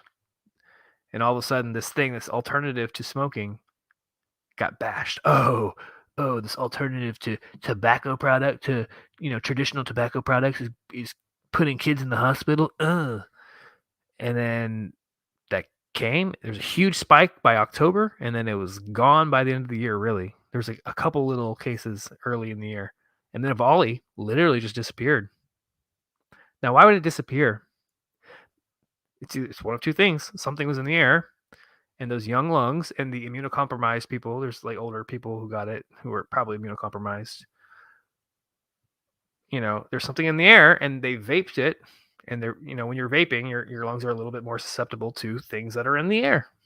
Probably pollution too. This is not pollution because this this is way too crazy. It happened in clusters all over the country, geographical clusters, right? Or it's bad batches of product, right? Like it got shit. Like let's say like this company made a bad batch of product and they sent it to the Milwaukee region, and then they sent it over here to the DC region. Which, okay, sure, we could that's not crazy to believe. However, there was no consistency with the products these people were using all over the country. Some people were using Juul. Some people were smoking THC. Some people were doing tobacco. They started blaming vitamin E acetate. Because, yeah, some of these cheap vapes will cut their shit with vitamin E acetate, which is probably not good for you. But vitamin E acetate was only found in like 70% of the people that had Evoli. 70%. That's not good enough. It's not conclusive at all. Like, that's clearly not what it was. Especially since they were using different products. Some were like the bootleg shit. Some of them were using the nice shit, right? So if it's not the product, there's no consistency there. And vaping doesn't just exist. America likes to think that everything just only exists in America. This phenomenon didn't happen anywhere else in the world. There was no Evoli thing where all these children were just going to the hospital with lung issues. Didn't happen. So what the fuck was it?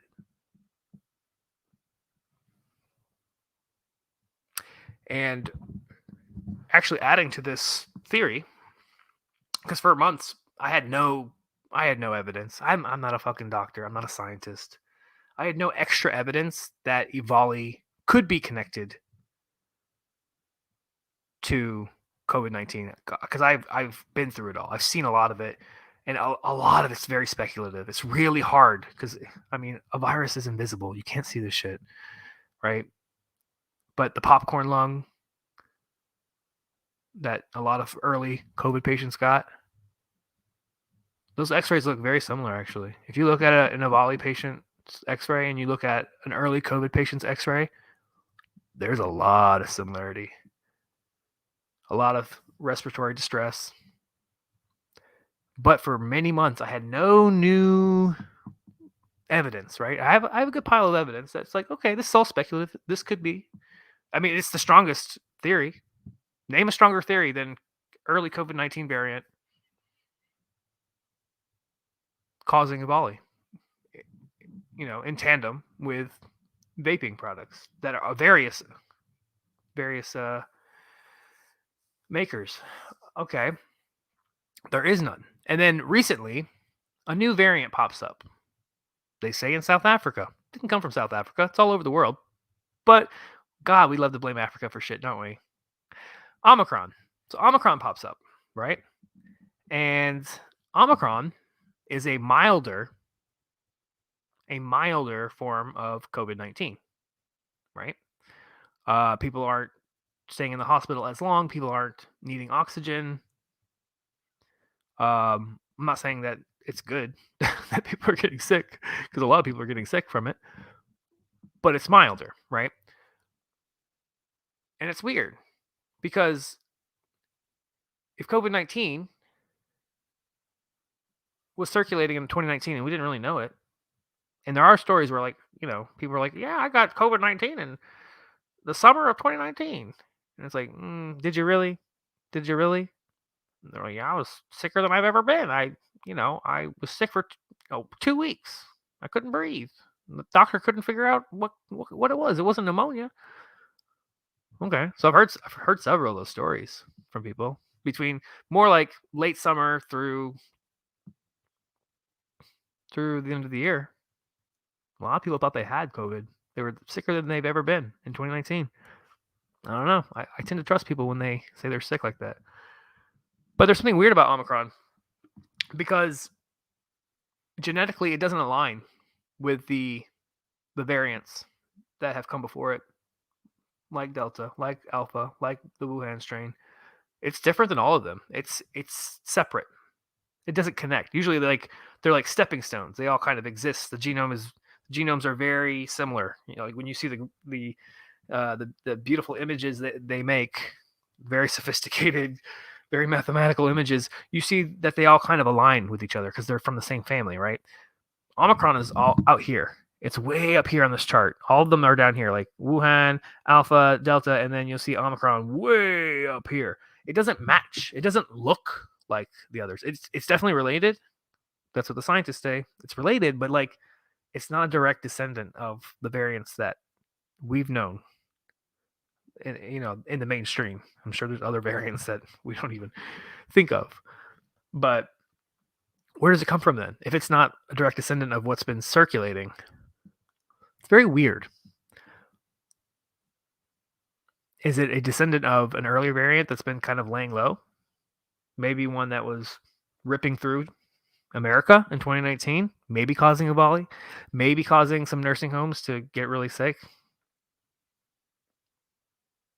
And then they blamed rhinovirus because it was in the summer and rhinovirus is a summer cold, but only like 4 people out of 15 had a PCR positive for it. And like they could have ramped up the cycling to make, actually I did a Freedom of Information request to the state of Virginia and got back some of the tests from one of the nursing homes called Green Spring in Virginia, and a lot of stuff came back up. It's a bunch of old people and shit, right? So they did like the phlegm test, which is like the lung test, which and they did like a nasal swab, and they had a few had positive of it doesn't mean they're sick from this either, because PCR tests, like, you can get all kinds of shit, and I think some of these things come up positive when they're not actually positive.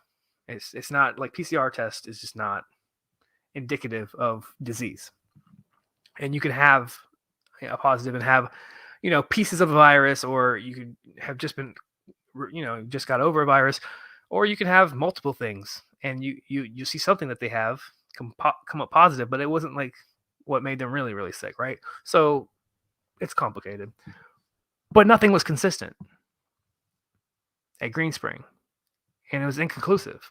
And they're like, well, it was I guess it was rhinovirus because it's a summer cold. But like this knocked out like dozens of people at like 2 different facilities. A few people died. And now you can say, okay, they're old. They die because they're old and they got a cold. It happens. It does. A lot of old people die of cold. But this also like zonked some staff members, like bad. They were really sick. What do you think that was? Couldn't find pneumonia. Wasn't staph infection. Wasn't cold. Nothing was coming up. Usually it's pretty conclusive. Usually you can kind of tell if it's something that's common. This was a mystery. And it happened in 2 assisted living facilities that were minutes apart. And this was right before Uvalde. And Uvalde actually had clusters not too far from there either. Other places around the country too. It ended up being all over the country. But that was one of the many regions where Uvalde popped up mere months later. What a... I'm going to write a book about this shit. I've been working. I think I'm going to do a book. I just want to get it all down. I want to see it all in one place. My brain needs it. This is crazy. We live in crazy times. Omicron is an anagram for moronic, Paul. I actually saw someone today try to piece together like um, the syllables. I think they said like, oh, what was it?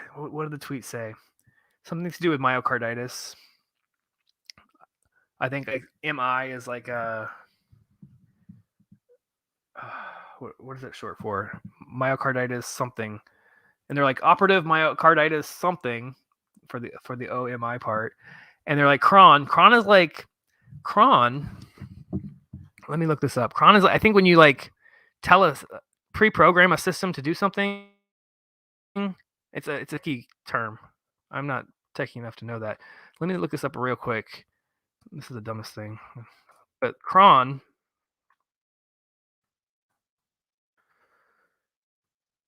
Let me see if I can find it. Cron technology. Oh, a cron job. Yeah, cron job. Cron is a utility program that lets users input commands for scheduling tasks repeatedly at a specific time. Tasks scheduled in cron are called cron jobs.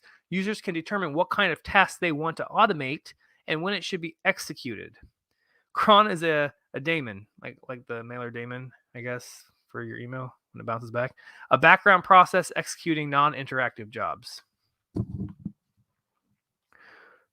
So it schedules tasks repeatedly at a specific time. That's creepy. If that was really why they named it Omicron, I think that's not why. But have we ever isolated COVID-19 in the first place? I mean, this debate keeps going. I don't know. I mean, they said they did pretty early on. Apparently the Chinese did. I don't know. I don't know if I believe any of this shit. I mean, they didn't purify and isolate it by itself. No. There's debates as to whether you can actually isolate something without purifying it and getting a clean isolate. I don't fucking know. I think they just got a bunch of shit and they're like, we'll find some code in here, and if we can match part of the code, then we can. I don't know, but it seems like at this point, if they're identifying variant after variant after variant, they know enough. I don't think every scientist in the world is failing right now, and I do think there is a virus. There's debate that there might not be a virus; it's something else, but I think it's definitely a lab virus. I wanted to not believe that at first because everything was so shady in the beginning, but it's definitely a lab virus. And I'm someone who is totally like skeptical of anytime they say it's a virus, because we know vaccines cause a lot of things to happen, a lot of disease, right? But those usually are viruses, like the measles vaccine causing measles. But this is actually an aerosol that's floating through the air when coming out of people. I do believe that. There's a good theory about where this comes from. There's a guy. He has a Substack called Harvard to the Big House because he's actually a felon. He actually went to prison for like 4 years. Brilliant guy though. His dad, like a top microbiologist. Microbiologist? Yeah, I think so. Who has tons of experience. One of the most experienced people in this realm. But you've never heard of him. He's done a lot of papers. They're online. They're on the in the research journals, but he's not popular because he's not pushing the narrative. That should tell you something.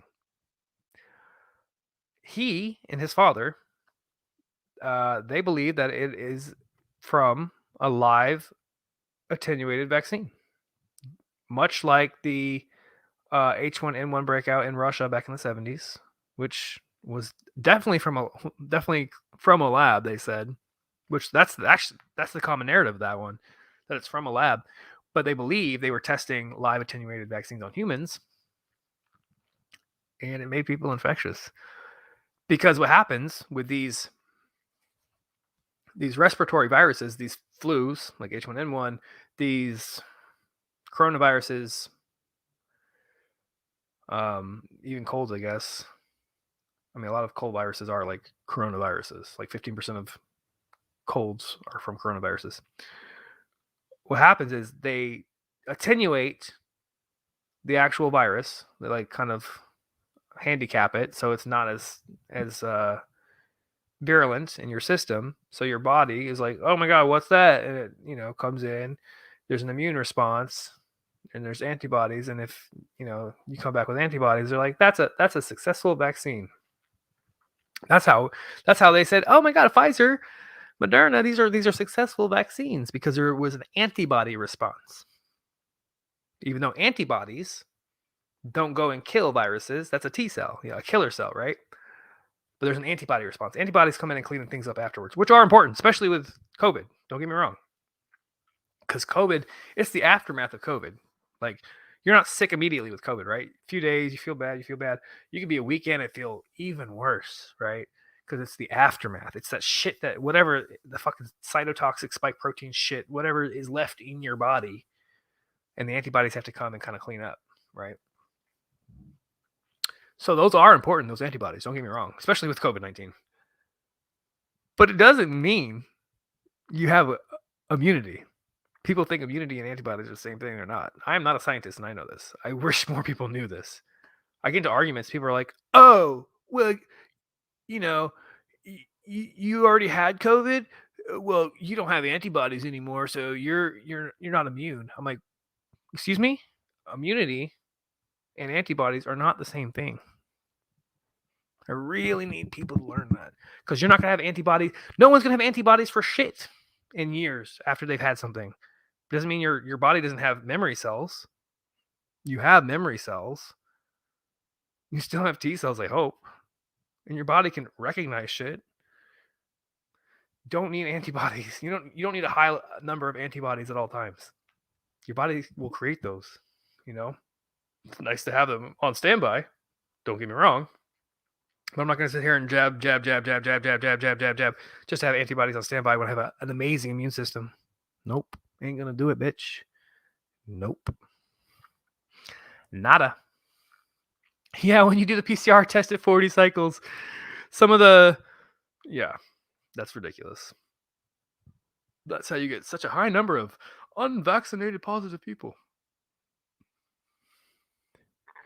One thing I'm confused about, apparently no deaths from Omicron yet.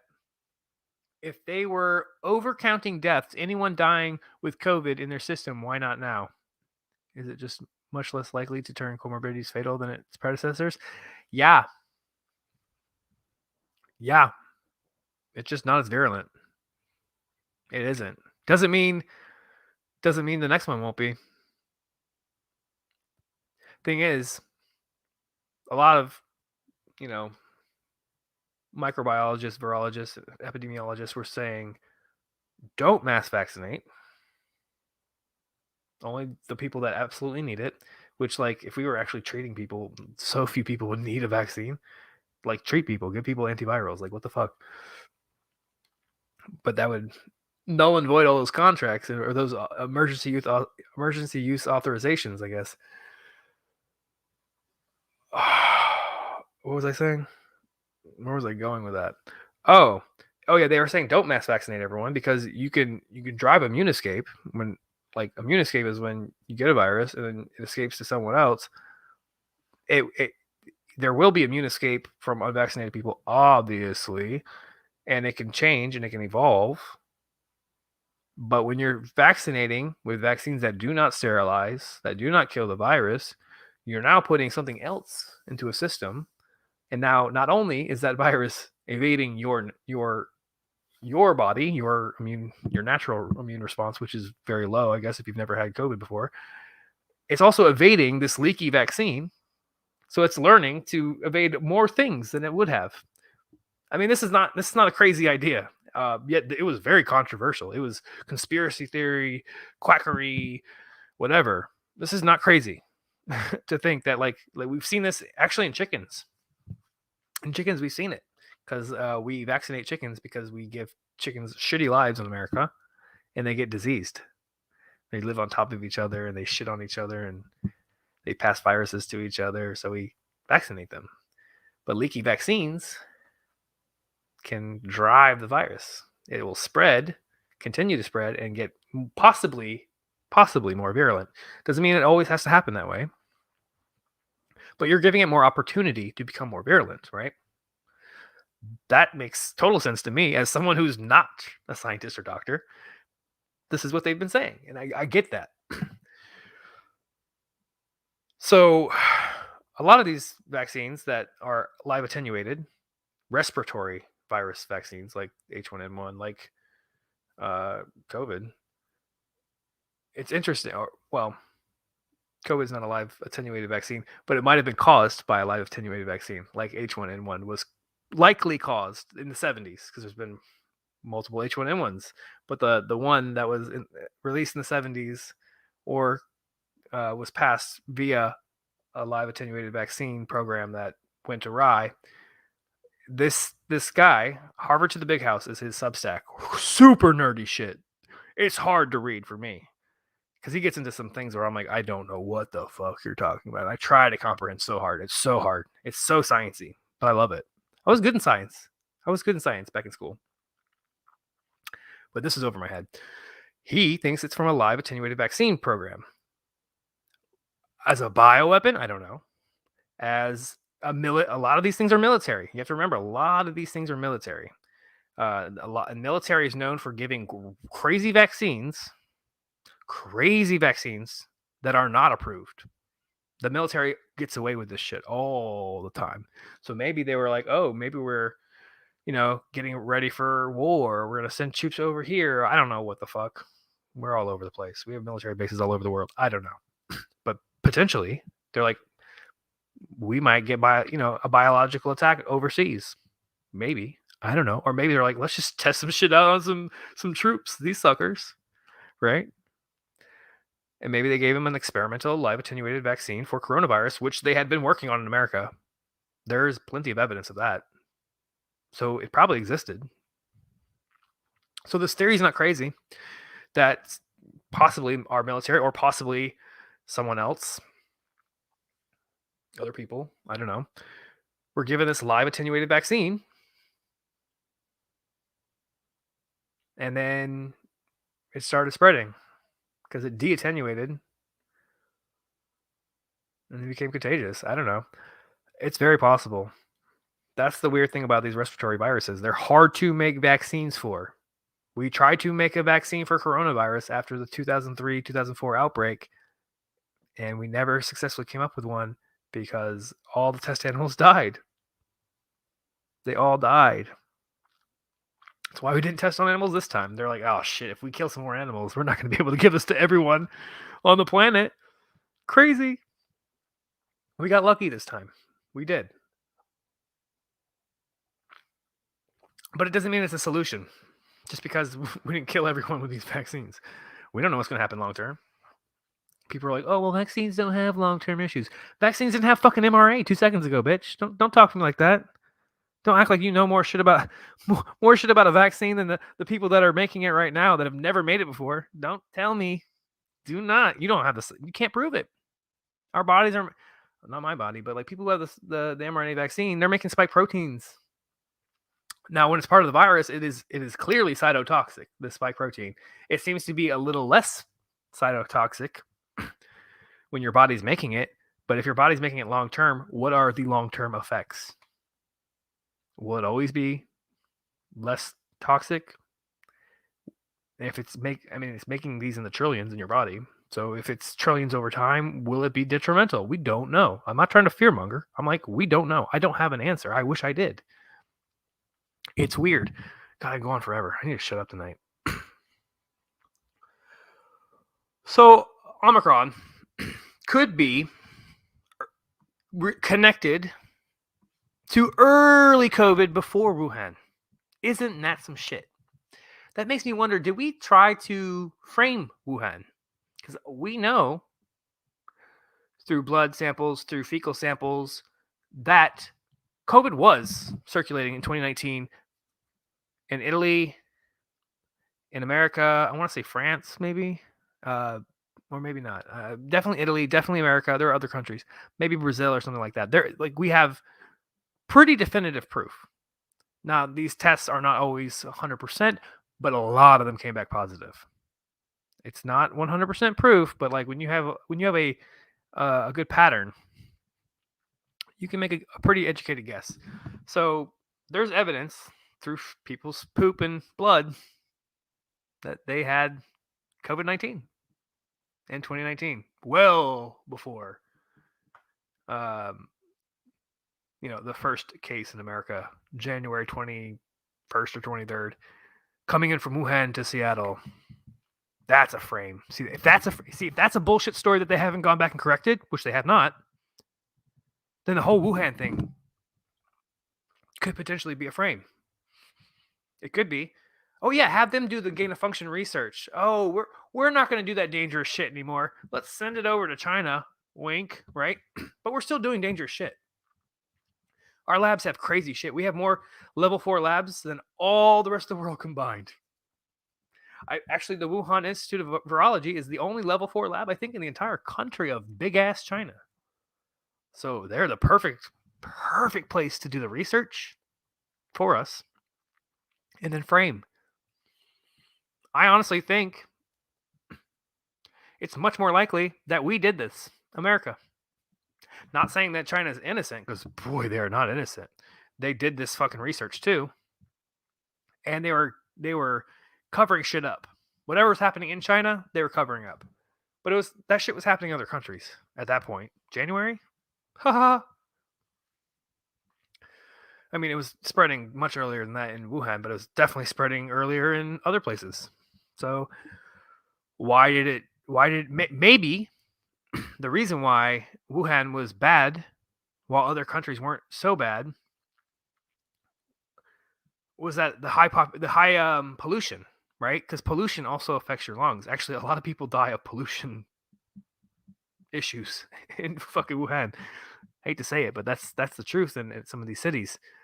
Why was it bad in northern Italy? If you look at like a pollution chart or if you look at a map with like pollution graphics on it, you'll see that northern Italy is actually heavily polluted for whatever reason, whatever industry they have there. I don't know. But northern Italy was much worse off than southern Italy. Pollution is much worse in northern Italy. There are clues. There are lots of clues. And very few certainties, but clues are important, I'm definitely talking too much tonight.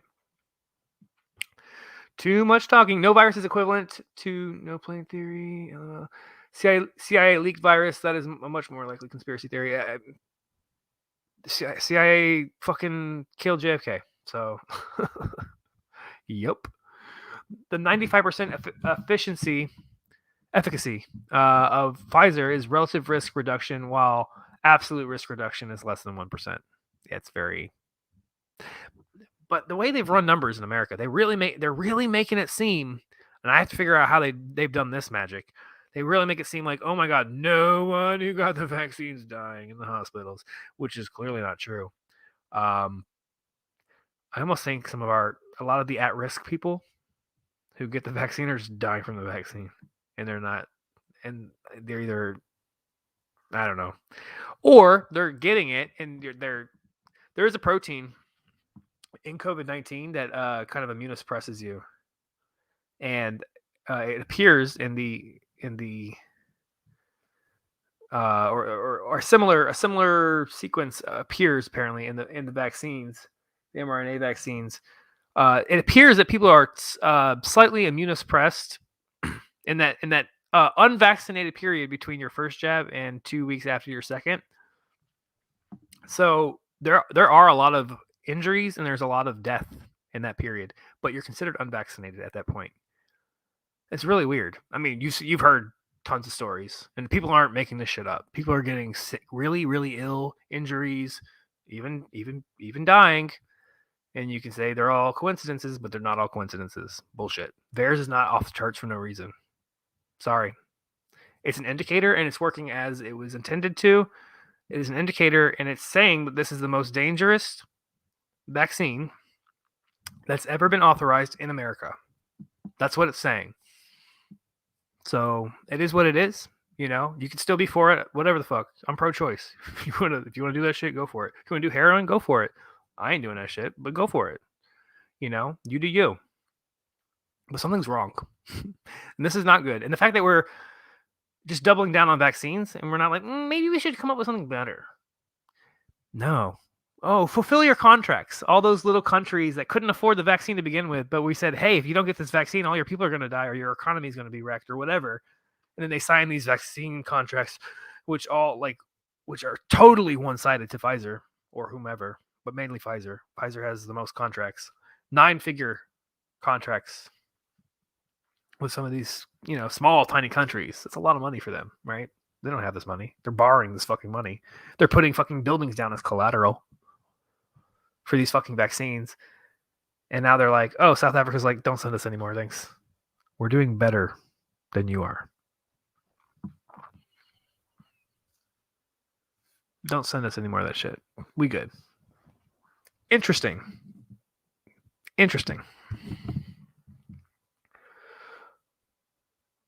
I still want to know how they're running numbers, though, because if the UK numbers look much different, because the unvaccinated and vaccinated are dying at almost the same rate at this point in the UK. I'm sure everyone's just dying in Israel. Everyone's just stabbing everyone and fucking. It's just fucking crazy over there. They're already talking about like a fifth shot. What the fuck? Calm the fuck down. UK's talking about shots every 3 months. Calm the fuck down. You're all crack addicts, you motherfuckers. You're all crazy. Hey, he's still alive. I'm doing a marathon. I have a fitting in the morning. Oh my god. Gert Vandenbosch. I like Gert. Man, he got shit on so hard. He was the first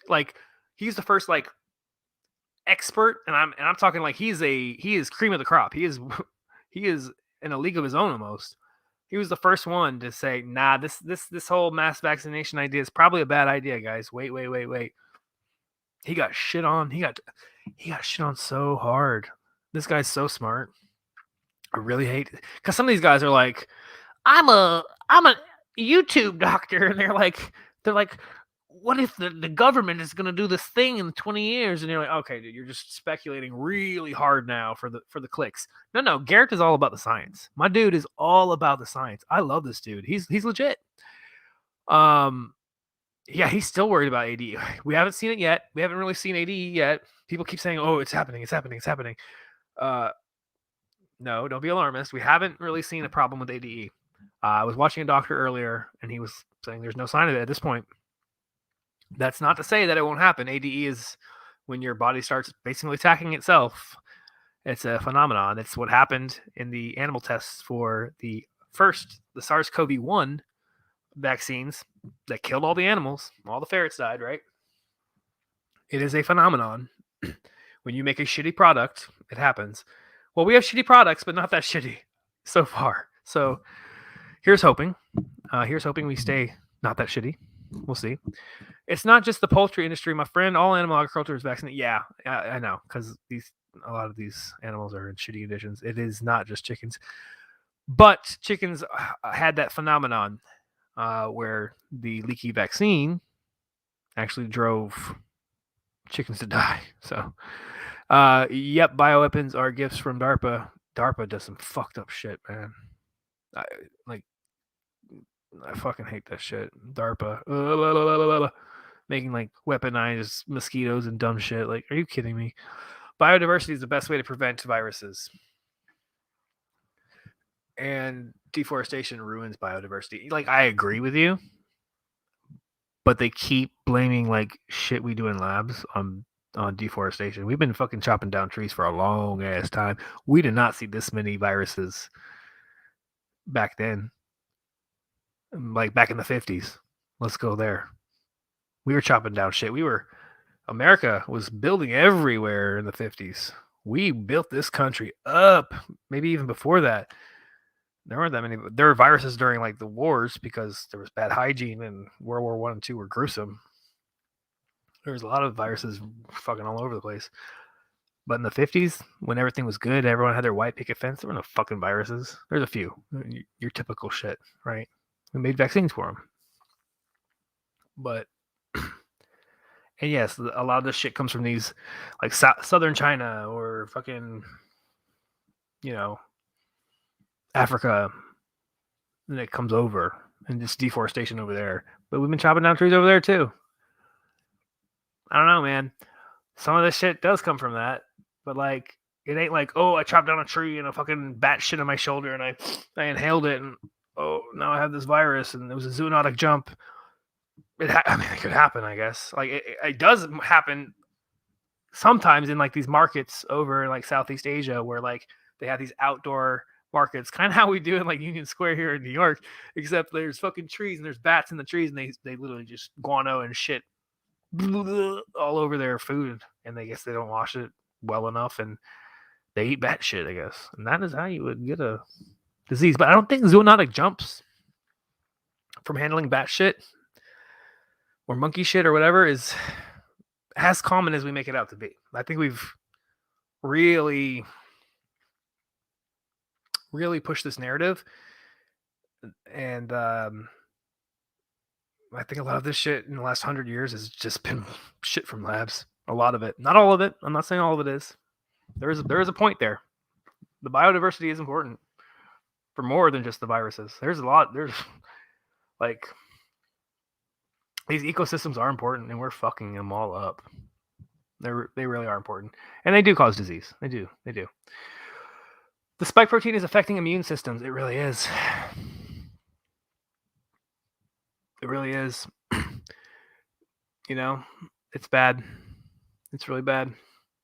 I don't know what the mRNA vaccines are going to do long term. Maybe they're going to be just fine. I don't know. Well, we just don't know. 8 dead, 89 infected after COVID outbreak at Connecticut nursing home. All but 2 were vaccinated. Yep, and they'll probably blame the 2 that were unvaccinated for shit that they didn't do. It's really sad. I'm late. You're late. Welcome. There's definitely early treatments and therapeutics. Yeah, absolutely. We're seeing third world countries with like very low mortality. It's because they're using therapeutics, guys. Because most of them don't have high vaccination rates. Much lower than America. John Stewart. A pangolin kissed a turtle? That's how I feel. I mean, the theories were, they tried to push the natural thing so hard. You could tell they were scrambling. They're like, oh shit, they're gonna blame us. All the fucking coronavirus fucking weirdos who are making, these weird viruses, like these Frankenviruses. They're like, oh shit, we need to blame it on. They literally said emails. Those were leaked to the public, essentially. Not really. There was a freedom of information request, I guess, but it was like, we have to push the natural origin theory. They basically said it like, we have to push it. We have to push this theory. And then the news ran with that shit because they're just fucking ass kissers. And yeah, they're pushing the bat theory, and then maybe the bat gave it to the pangolin, and the pangolin at the Wuhan market, even though none of the animals had fucking COVID at the Wuhan market, only humans. Yeah, they really tried hard with that, but how did that market get it? Did a human just walk in with COVID and just spread it to a bunch of people? Probably. Or it was planted there. I do believe that the American, like during the Wuhan International Games, it's like the military games in Wuhan, where a lot of people come to Wuhan from all over the world to compete, but also a lot of Chinese people from all over China come to work or volunteer to make the games go on, because they do one bang up job in China. China like takes the Wuhan Games and makes it look like the fucking Olympics. Look it up. The Wuhan Games of 2019. If you could, there's not a lot online. There's a good bit, but not like the Olympics. But it is gorgeous. Like, China puts work in. So to think that they intentionally spread a virus at their own beautiful games, I really think they have much more pride than that. Everyone's like, oh yeah, China just used their beautiful Wuhan Games to like spread it to the world, and then everyone went to their respective countries and spread it. The Wuhan military was there, or the Chinese military was there, the PLA or whatever, the People's Liberation Army or whatever they call it in China. They were there because it was the military game. So maybe the Chinese military came in and spread it. to their own fucking city. I don't buy that shit, bro. Chinese are not that crazy. I don't know why we depict these people as fucking stupid. Like, oh yeah, we're gonna fucking make a fucking virus and then spread it in our own fucking city and then be like, what the hell happened? Let's be quiet. Let's shut everything down and be quiet. No, bro, fuck that. I don't believe that for a second. That doesn't make any sense to me. The biodiversity in our supply chain will prevent virus spreading. Our monoculture system speeds the spread. That's true. Yeah. Absolutely. But you know what else slows the spread? Not fucking releasing bioweapons. It's crazy. News headline before Thanksgiving. Only 6% of Africa is vaxxed and they don't have a lot of COVID cases. So, fucking anti-vaxxers. How do they get to beat COVID? Fucking anti-vaccine Africans. Fucking. I think a lot of people are pissed that they took the vaccine and are like, wait a second. Other countries are doing this without taking the vaccine? And they're just pissed and they're trying to find someone to blame. I guess. I don't know. Just give people ivermectin or whatever they want. Azithromycin, hydroxychloroquine. I don't give a shit. Give people shit. Give people shit. America, you assholes. Also, the microbiology has a huge role in preventing virus spread or effect. What do you mean the microbiology? That is a subject. What part of the micro? What work in that field are you talking about exactly? I got a WikiLeaks for you about HIV. Oh, please send. I'm sure it's easy to find because WikiLeaks it's been leaked, but please send me a DM. HIV is crazy. HIV, probably another vaccine program gone wrong. But also other things. HIV is actually really complicated because they convoluted this whole HIV thing. It's like HIV popped up in Central Africa and straight black people, and also in New York City, Los Angeles, and San Francisco, and white gay people. Make it make sense. There's a whole story there, and I'm not going to go into it. I've talked about it a little bit before. I've learned a little bit more about it since then, and there's multiple things that happened back then. It was a shit show. It was a shit show, and they all got kind of put together, and they made this huge HIV/AIDS thing. Not everything, not all of it's HIV, and not all of it's AIDS. Nope. It all got smashed together. There's so many different things going on back then, and they all got put together, and they made this huge HIV/AIDS program, which has just been billions and billions of dollars, and they don't have a vaccine for HIV. But they're going to have it because mRNA technology is here. There's something else going on besides COVID. I don't know what it all is yet. I'm still figuring it out. And the microbiome, this shit is crazy. Might blow my mind? Yeah. My mind's been blown probably about 10 times with the HIV thing. Like when you learn some of this shit, it destroys the narrative. You don't have to have a lot of information about the HIV/AIDS shit to destroy the official narrative. It's worse than 9/11.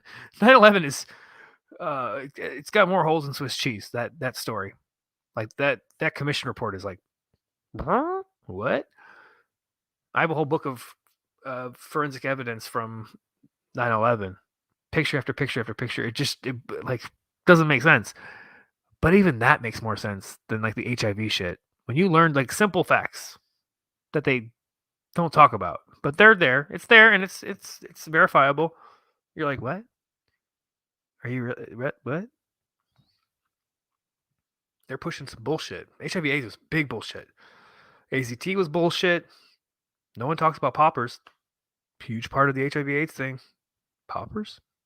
Yeah. Weird. There's more to it. I can go on forever about that. I want to learn more about Fauci's involvement.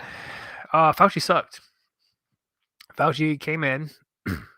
He became the head of NIAID during the AIDS crisis.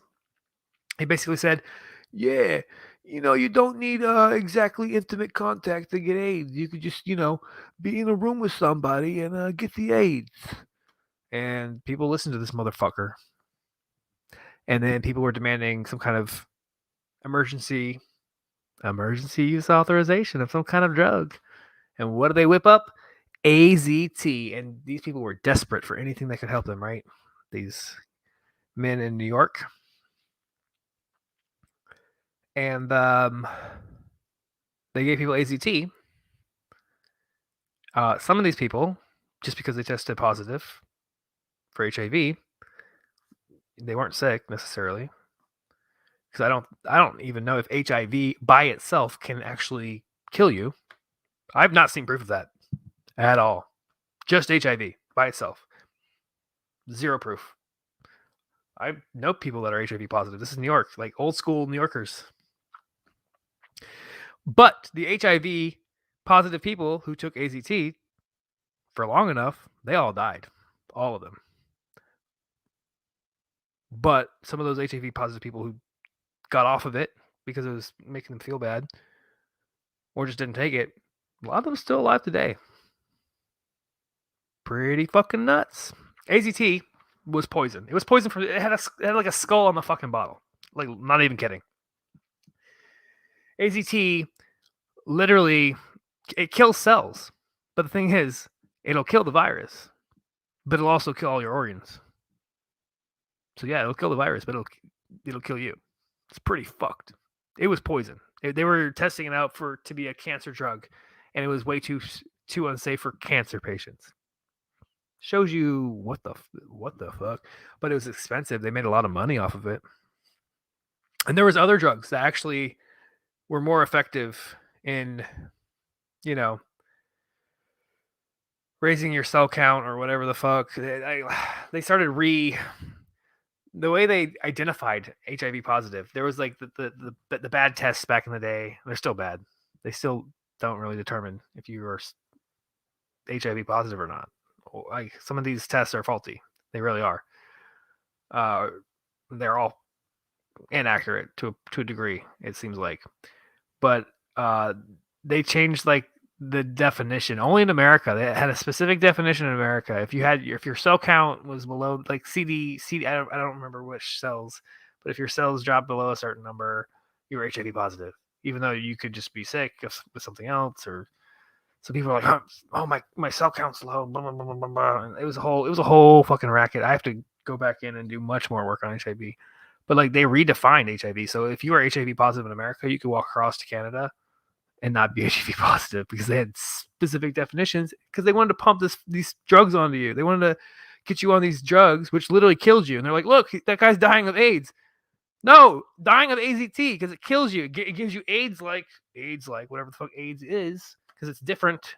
Like in AIDS, in Africa, you're like thin and like wasting away. But in America, you have lesions on you. That's actually not AIDS. That's Kaposi sarcoma.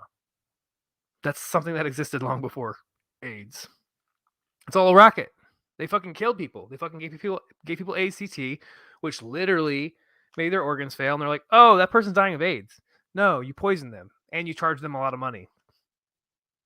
That's fucking Fauci's legacy before COVID. Okay?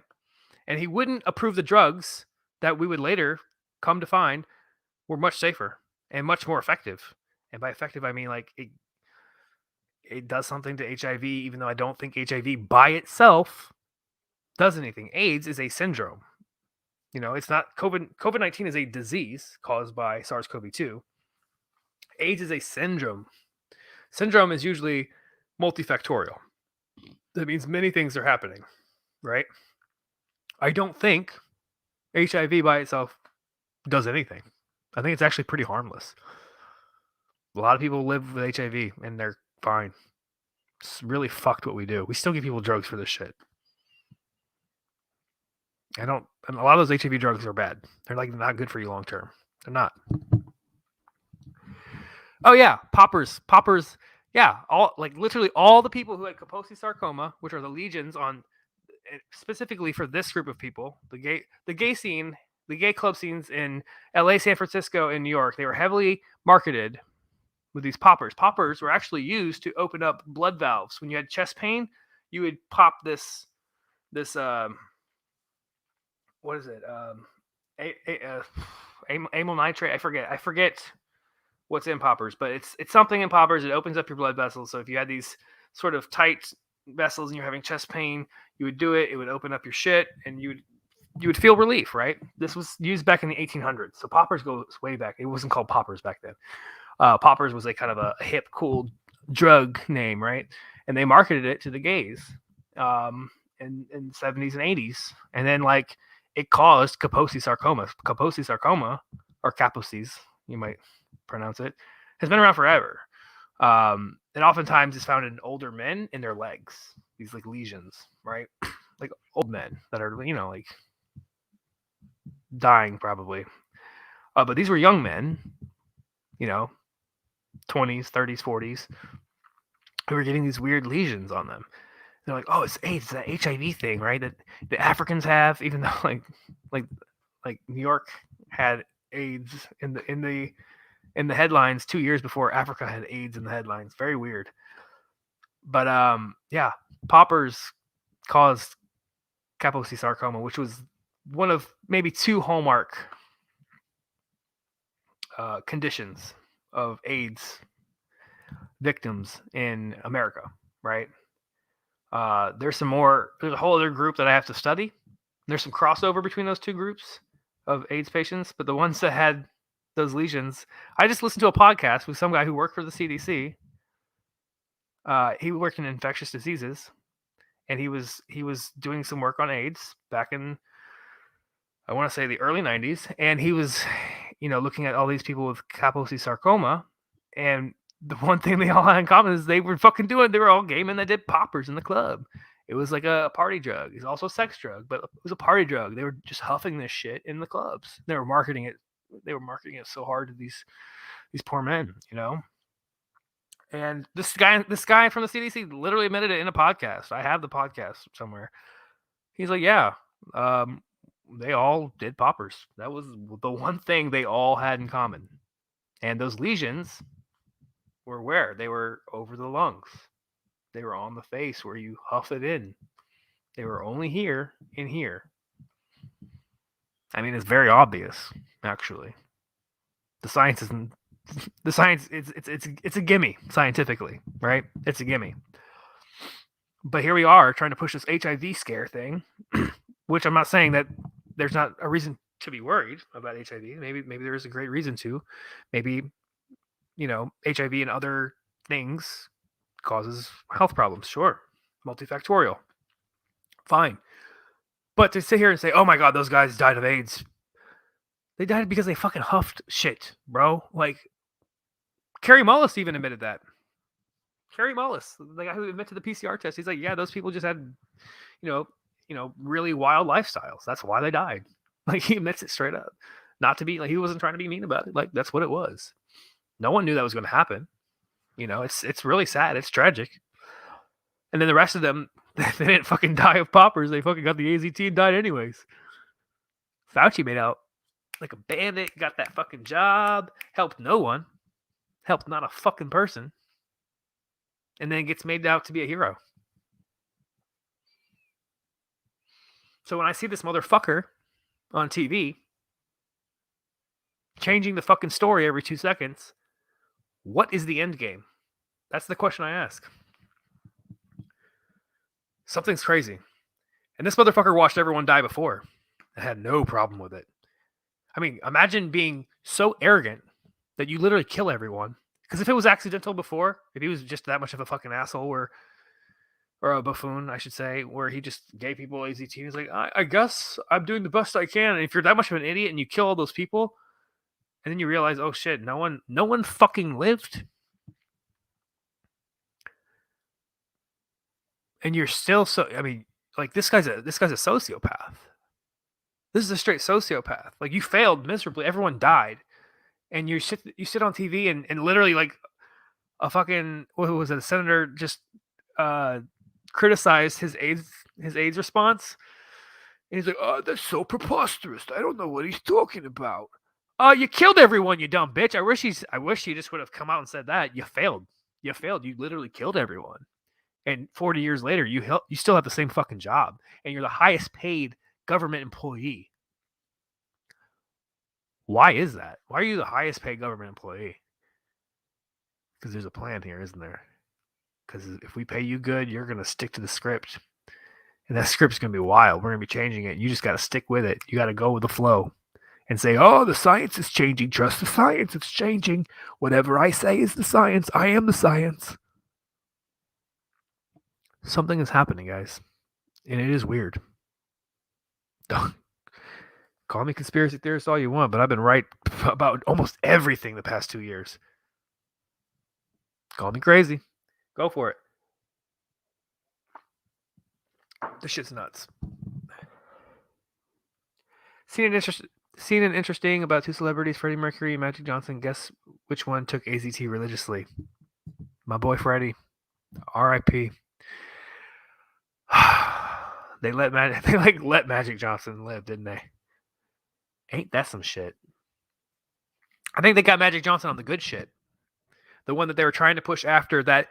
There's a second drug. I forget the name of it. I had to do more research. But there was a second drug that they were trying to push, and they were trying to get Fauci to endorse it, and he kept pushing back. And they were like, Fauci, people are dying. Can we try this? People are still dying with ACT because ACT killed probably more people than anything else during that era. He murdered everyone and then got fucking praise. That's what fucking kills me. He's a mass murderer. I mean, just like name a U.S. president who's bombed half the world, right? They all bomb people and then get praise from a huge group of people. But Fauci's on that fucking list. I hate that guy. Pisses me off. The Stratford Files and is a CIA top secret book. Give me more propaganda. Give me more. I'm looking for the PDF link, but send you my screenshot of some stuff. Thank you very, very much. Appreciate you. Holy shit! I found the PDF. WikiLeaks link of the book. Send it to me. Thank you so much. Your Fauci impression. Do you like my Fauci impression? It's gonna change a few times here and there. There it is. He's in there somewhere. He's this New Yorker who's a bullshitter. Yeah, he's a bullshitter. They got the right guy, didn't they? Shit's wild. You hear Alec Baldwin deleted his Twitter account? How many crazy things can happen in 1 year to Alec Baldwin? Shoots two people, kills one of them on a set. Allegedly didn't have his finger on the trigger, so it's just a complete misfire because he was shaking the gun the right way. I don't know that much about guns, but for it to just crazy misfire like that and kill people, I don't know. Kill someone, I don't know. Maybe could happen. It could happen. And then does this like interview where he's crying, and then he gets named in the Maxwell trial because he was in the black book, I guess. And then he deletes his Twitter account. What the fuck is going on? Is this all just coincidence that all these things happened? I don't know. What do you think? Drop it in the chat. Something's weird. That's a weird one. I got a little bit more. I got to a ranting, didn't I? See how much I've studied this year? I studied so much, and I have so much I still need to do. Check out the screenshot I sent you on Twitter. I want to see what you think right now. I could do it right now. Let's do it. Let's do it. Let's do it. Wait, can I just open up a new? Let's do that. Some tabs open. My computer's not crashing right now, so. Oh, thank you for sharing my stream, Miss Vegan Succubus. Wink. All right. Let's see here. I can share the screen. We're all in this together. Name that musical. That movie musical. That's so cheesy. What am I doing? All right. We're all in this together.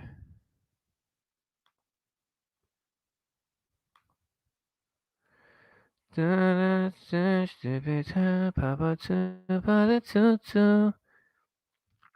you see this? Yeah, you do. Cool. All right. So the HIV/AIDS scandal. I'm interested. The author was on a COIN course, COIN course in 1983, and with him in his platoon was a person who mentioned three things to the author, namely, One, South Africa has nuclear weapons. Nuclear weapons, that's a whole other rabbit hole. The nuclear program in America and just nuclear weapons in general, very weird history. Very weird history. That's a whole other thing I want to dive into even deeper one day. South Africa is busy developing an attack helicopter. Yeah, but they're like an extension of our imperial shit. It's not even. We probably sent them the parts. South Africa is busy doing research, developing a method of curbing blacks from multiplying. The plan is to make it look natural so the world wouldn't suspect anything. One of the aspects was to make it a sexually transmittable disease. I don't know how you just make that, but that's incredible because of the blacks' hyperactive sexual tendency and having multiple sexual partners. Various people are speculating about Walter Bassoon, Wouter Basson's involvement in such a project.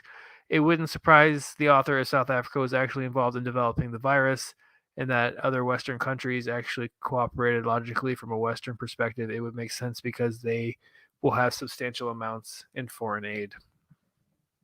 Yeah, I mean, yeah,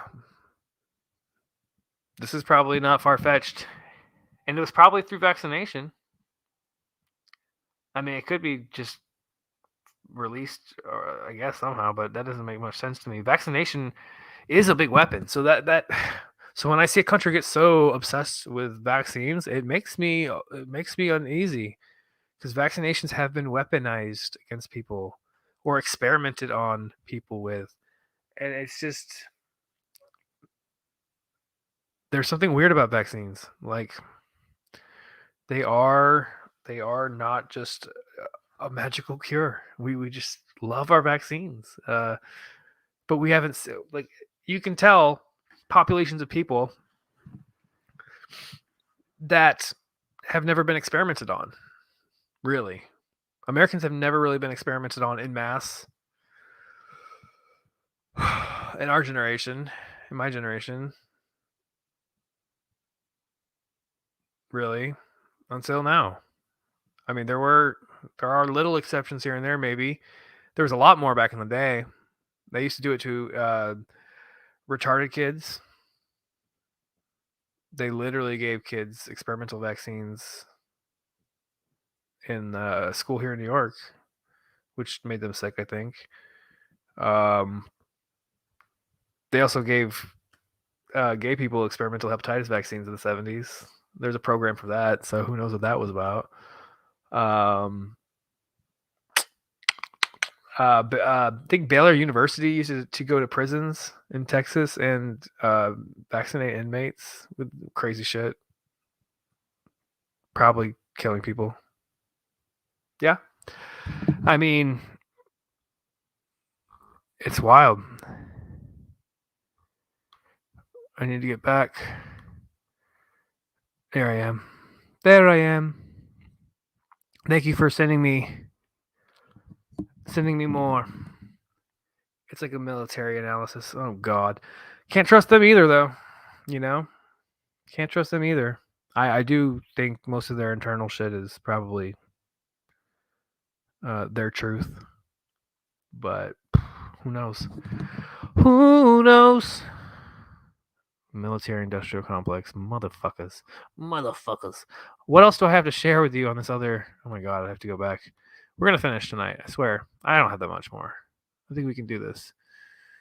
Yes. Okay. So we were talking about the community coordinator position in New York where they were hiring someone to just be the HPV person in New York and which was clearly known for giving kids the HPV vaccine, which causes lots of injuries actually, behind parents' backs, because that's what we do in New York pre-COVID. Pre-COVID was a tumultuous time. If you missed the earlier part of the stream, in the months of January, February, March of 2019, the New York State Democrats, different Democrats, all presented different vaccine bills. They were like really vaccine heavy back then. Really weird. So there's a little bit more. So we talked about that. We talked about how they, right after they got the religious exemption bill through, they halting religious exemptions as a way to get out of vaccinating. They were pushing these weird emergency detention laws. Only New York and California, the same two states that are really caught up in these mandates now. Very weird. And these were like, we can like literally throw you into a quarantine camp if we say there's a communicable disease spreading and force vaccinate you. It's for the greater good. It's for public health, Sure. This came out just a couple of days ago. This is fun, y'all. Tony Blair, because the world needs Tony Blair right now. It really does, guys. Oh shit. He wrote something for what website? The Times in the UK. So Tony Blair, former shithead, head of the former shithead of the UK, Tony Blair. Africa has vaccines at last. Now it needs help to use them. I love this elite motherfucker. Not. Africa has vaccines at last. Now it needs help to use them. Motherfucker, Africa does not need your motherfucking help. Why do we treat we really treat Africa like it just became a place. Like it just appeared yesterday and they're like, where am I? What's going on? They didn't just get here, guys. Africa's like OG. They've been here longer than the rest of us. You need to calm down with this shit. The emergence of the Omicron variant has underlined yet again the necessity of a global vaccination program. Spelled very fancy and British-like. Otherwise, in the poorly vaccinated parts of the world, the virus will continue to mutate. Tony, I hate to break it to you, but the virus will continue to mutate everywhere there's people. And animals, too, probably. But everywhere there's people. You fucking twat. Eventually spreading beyond a country's borders. No shit. Where you been? And repeatedly closing borders is neither practical nor ultimately effective for the world. So is this why we close borders to South Africa? Not only because we hate Africa, and not only Africa, it's many southern African countries, but to push this bullshit narrative like, oh, we can't keep closing borders. Well, no shit. Like, what are you talking about closing borders? Why would you close borders anywhere now? It's literally everywhere. Like, you can't close borders in Africa and say, oh, we're not going to get the virus now. We already have it, you motherfucker.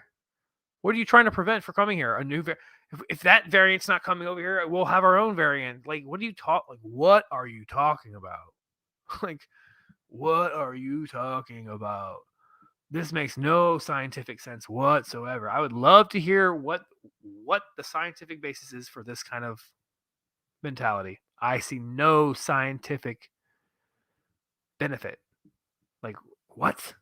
From stopping a new variant. Like, the new variant's like, that one's going to get us. Oh, the ones that we're creating with our own immune escape here, that's not going to hurt us because what? Those dirty Africans. What? What are you talking about? It's so weird. This is true especially of Africa, where in densely populated urban areas, the virus can run unchecked. That's literally happening in all of our densely populated areas in America as we speak, even in the vaccinated people. Like, what are you talking about? However, what is less clear is that it is not just a question of vaccine supply. It needs a credible plan led by African nations, supported by the international community. Well, little one world government wink in there, eh? For distribution, logistics, testing, genomic sequencing, and countering vaccine hesitancy. Oh, this is some let's get some DNA shit from the Africans, maybe some hacking the genome of the African. This is getting weird. This is some weird shit. With the aim of vaccinating the entire African continent by middle of next year. Bro, why are you worried about Africa? There are so many other places that are not vaccinated. Why are you worried about Africa? This is weird. This is some Bill Gates shit. Like, we have to, all of Africa needs to be vaccinated. Why is Bill Gates so obsessed with Africa? Like, he goes there and takes pictures of all the fucking kids and puts like fucking the oral polio vaccine fucking in their mouths and shit. There's no wild polio in Africa. It's all vaccine-induced polio. BT dubs. All the crippled kids, not wild polio. Definitely vaccine strain. Look it up. Crazy. Oh, shit.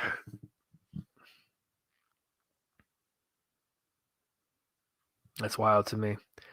Continue reading. Oh, I'm not a subscriber. I'm sure I can find a version of this in the old archive, but I think that's enough. I just want to puke just by reading that much. God, I hate that, man. I hate a lot of people, apparently. I'm a hater. You're laughing at me. You twat. Tony Blair is a twat, he is. Yes, he wants to go to Africa and stab all the black people, he does. What's that about? Yeah? Does he want to take over Africa? I don't understand what he wants. The natural resources is in this new tech world. We've moved away from oil. Oil is old. We still use it, but we're moving towards lithium and uranium and whatever other EMs they're all down there in the African hills and such. Fucking, I hate Tony Blair so much. What an asshole! You twat. I love saying that word. I shouldn't love saying it. I'm gonna get canceled. Someone's gonna clip my shit. They're gonna clip a video of me, spread it on Twitter. I'm gonna get canceled. like I don't have enough shit going on in New York City. I'm gonna get canceled for saying twat because it's offensive. Everything is offensive these days. Everything is so offensive. I have very little left, guys. We're gonna get through this shit. This is a fucking marathon. God, why'd you let me talk this much? The CIA should have pulled the plug a long time ago. This is crazy. This is wild. We're almost done. Thanks for bearing with. I have an audience all night. Look at this shit. Hey, y'all. All right. We're finally getting to the end of this. This tweet. I like Dr. Eli David. I like following him. He's got some fun takes. So this was sent out by this dude who runs, I guess, a hospital in Israel. He's the deputy director of the largest hospital in Israel, who is also a member of the Ministry of Health, which makes a lot of decisions for the entire country. The Ministry of Health Committee for approving vaccines. Quote: "Those who think we won't need to take more boosters are wrong. We need to take the 4th shot, the 5th shot, the 6th shot, and the 7th shot."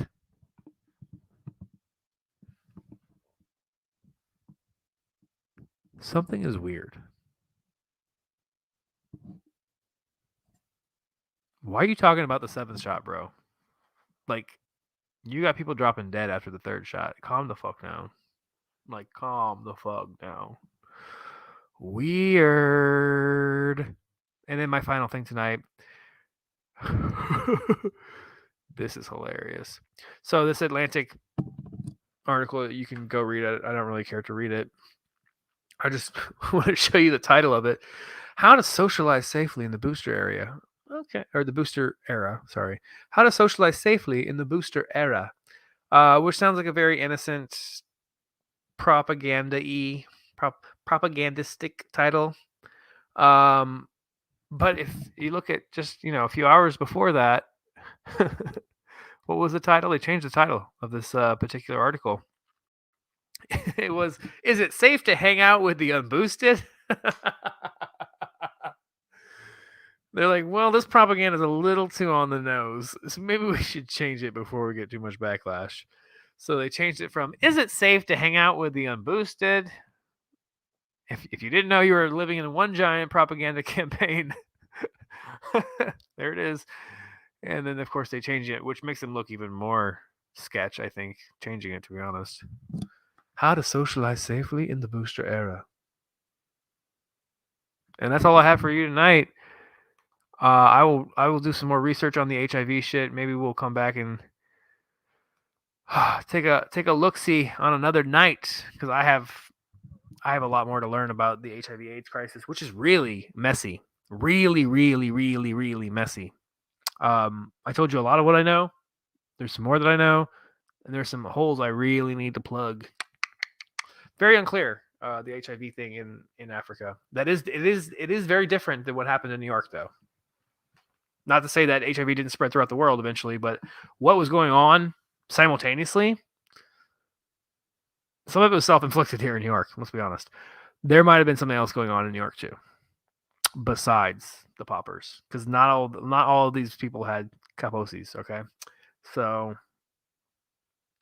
it's definitely something to look into. Some people do try to blame the experimental hepatitis vaccine program. They were testing on animals and shit and doing weird experiments in that lab. Who knows? It seems. I mean, there's no hard evidence. But what HIV is definitely frankenvirus, and it's actually a family of viruses. It's not just HIV. Like that's the thing.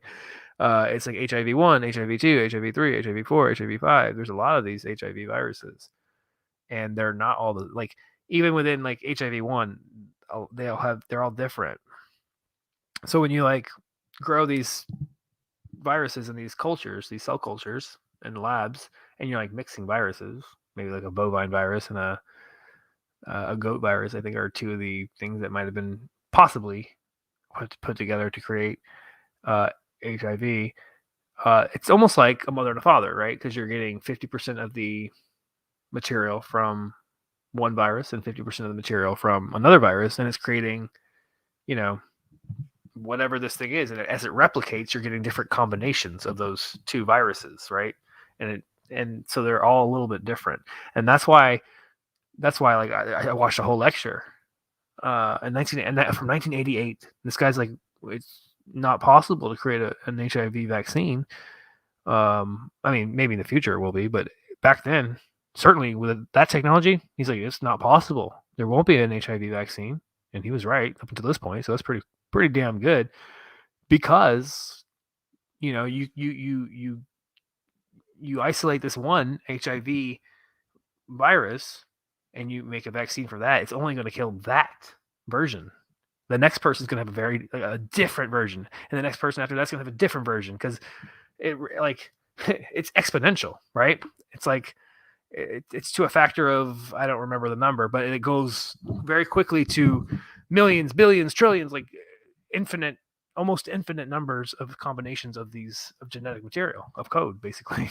Like if you boil it down, it's like you can't make an HIV vaccine because they're all different. And that's not the case for a lot of viruses, like natural viruses, right? That's why this one was weird. I was like, what? And his explanation was pretty good. I'm like, and he was right. No one's been able to come up with no vaccine for HIV because it's a freaking virus, which is fucked. You twat. Your NSA agent must have taken the night off. My NSA agent must have taken the night off. That's hilarious. Shots. Oh my god, did I finish my tequila? Can you tell I was drinking tequila? I should always drink tequila and eat a weed brownie before I go live. It's fun. Bro, as long as you don't act like Jackson Hinkle and start saying you want to manipulate females. Did he say that? Wait, explain that. Jackson Hinkle. Like, I want to love Jackson. I don't hate Jackson. I got respect for Jackson. But sometimes I'm like, you're such a bro. You're just such a bro. And he loves talking about Bosch. And I don't even want to bring that man up. That horrible shithead. I hate Bosch now. And Jackson likes to rag on Bosch, which is fine, but like that's like a thing. I don't want to talk about him in my streams. Jackson, do other stuff, Jackson. Quit being tabloidy. Quit being the TMZ of leftist YouTube. Stop it. Much love though, if you're watching, which you're not, but if you ever see this, which you won't. I will not cancel you on Twitter. I'm not worried about you canceling me. Thank you, though. I appreciate that. I won't cancel. Oh, I can't quit you. There's a clip of him saying he only will date ladies that are dumber than him. I could see that. That doesn't surprise me at all. That's probably par for the course, yeah. So he can manipulate them. Yeah, well, yeah. I mean, hopefully for reasons that are decent. I mean, when you're manipulating people, it's not really good. You're not well intentioned, probably, but hopefully the outcome is not horrible. Grift Guard is much worse. Oh, Vanguard.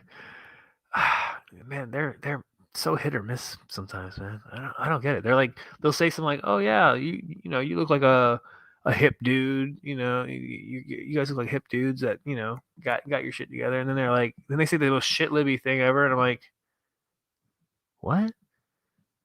Like, cut your hair. You're fake. Cut your hair. What are you doing? I don't want to turn this into the TMZ hour, but like, come on, Vanguard. Don't be a fucking radical leftist and then be a shit lib the next second. Nanu. No. Don't do that shit. Don't do that to me. There's lovely compilation of Hinkle says the darndest things. Who did that? Who wasted their fucking time? I mean, Hinkle's got a lot of good takes, and then he has moments where you're just like, what the fuck? Like, what the fuck? Well done. The smart ones figure out Hinkle too quickly. He's a meathead. Yeah, I mean, he's definitely a meathead. Those gym pics, I did not expect to run into those on my feed, but hello. There it is. Haas drives me up the wall. I wanted to like them, but then they caught up with liberal tribal groups. Yeah. I was like, how do you work your way back into the group think? I don't. Backpedaling. Cut your hair, simmer down, Grandpa. Hinkle and Hans drive me insane. They are everywhere online. Yeah. I really don't follow the people that post them very much. I do follow Jackson. I see him every once in a while in the feed, the old feed. I follow Vanguard, but I don't follow the people that watch those people religiously, I don't think. Not religiously. Like, I follow a few people that watch them. Oh, Jackson. Jackson's also very young. Jackson is like 22, 23 now, maybe. He's much younger than he looks. He's a big old 23-year-old. He's young. People forget how young he is. At 23, I was a fucking clown. Definitely wasn't doing no podcast, so hopefully he grows. I mean, I had a lot of growing to do at 23. A lot of years of growing still, probably. I probably still have a lot of years to grow now. I'm much older than 23, so like it's kind of hard to get away for it for some reason. I'm trying to fuck it all. I can't. Yeah, and they follow you, don't they? They follow you. It takes time off doing what you're doing. Yeah. Like playing video games. All the fun shit. All the research. All the reading the PDFs. So many PDFs. So much shit. Oh my god. So did we learn how horrible New York was tonight or what? Good God, guys.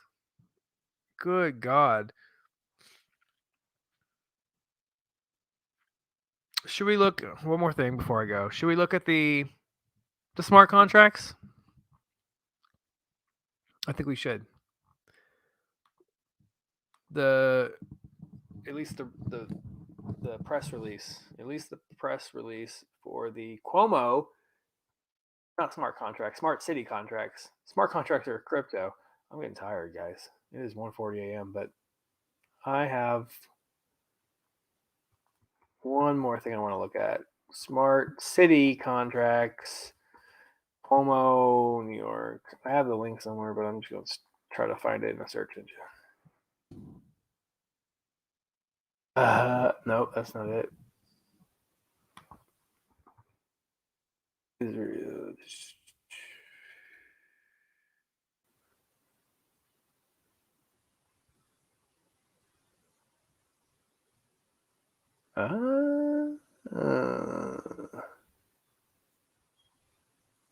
I wonder if they I wonder if they took this down from. It was like a state of New York website or something, or city. It was it the city of New York or was it New York State website? I forget. Let me look this up. I have it somewhere. I wonder if they pulled it. I doubt it. Probably still up somewhere.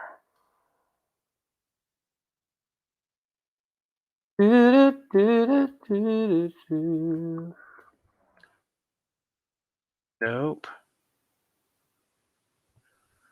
Where is it? Do I not have it? I'm gonna be so mad if I don't have it. No.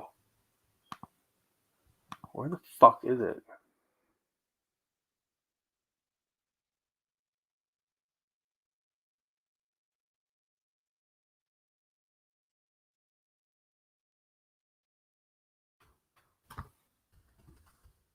Oh, hold on one second.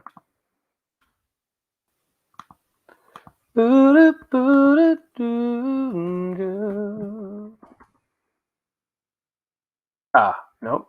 Nope. That's not it either.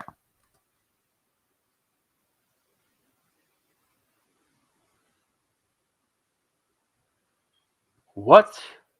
I know I had this somewhere. I'm pissed right now.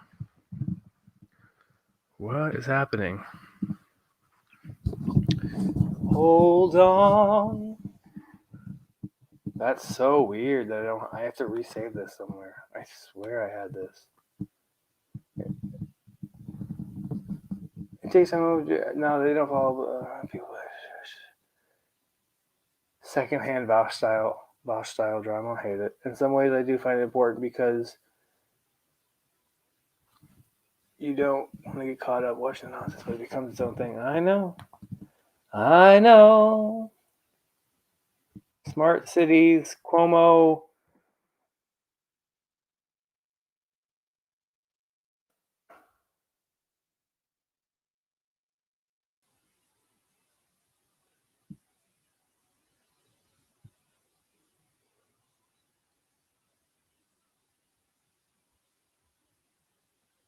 Oh my God, where is this?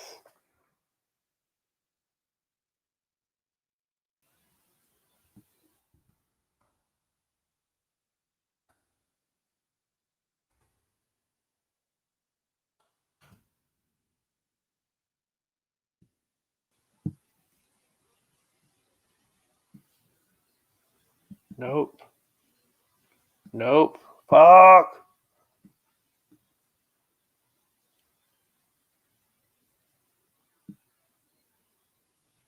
Oh my God, there's more to it than I thought.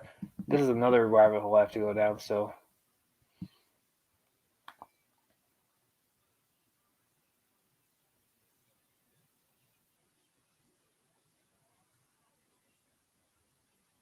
Oh, here's a website. This is something.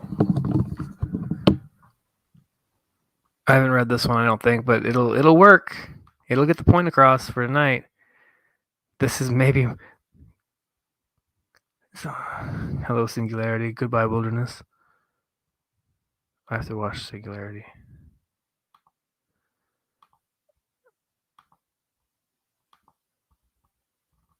Look at me. Look at how many little me's there are. That's funny. Okay, so here it is. Governor Cuomo announces sweeping series of economic development partnerships between New York and Israel. Because we haven't sold out America to the rest of the world yet. Yes, we have. All right, so this is back in 2019. Again, 2019 was a big fucking year for Deep Blue Dems to push weird vaccination laws, one of which got passed, but still primed us for weird vaccination shit. And redoing all of New York, I guess.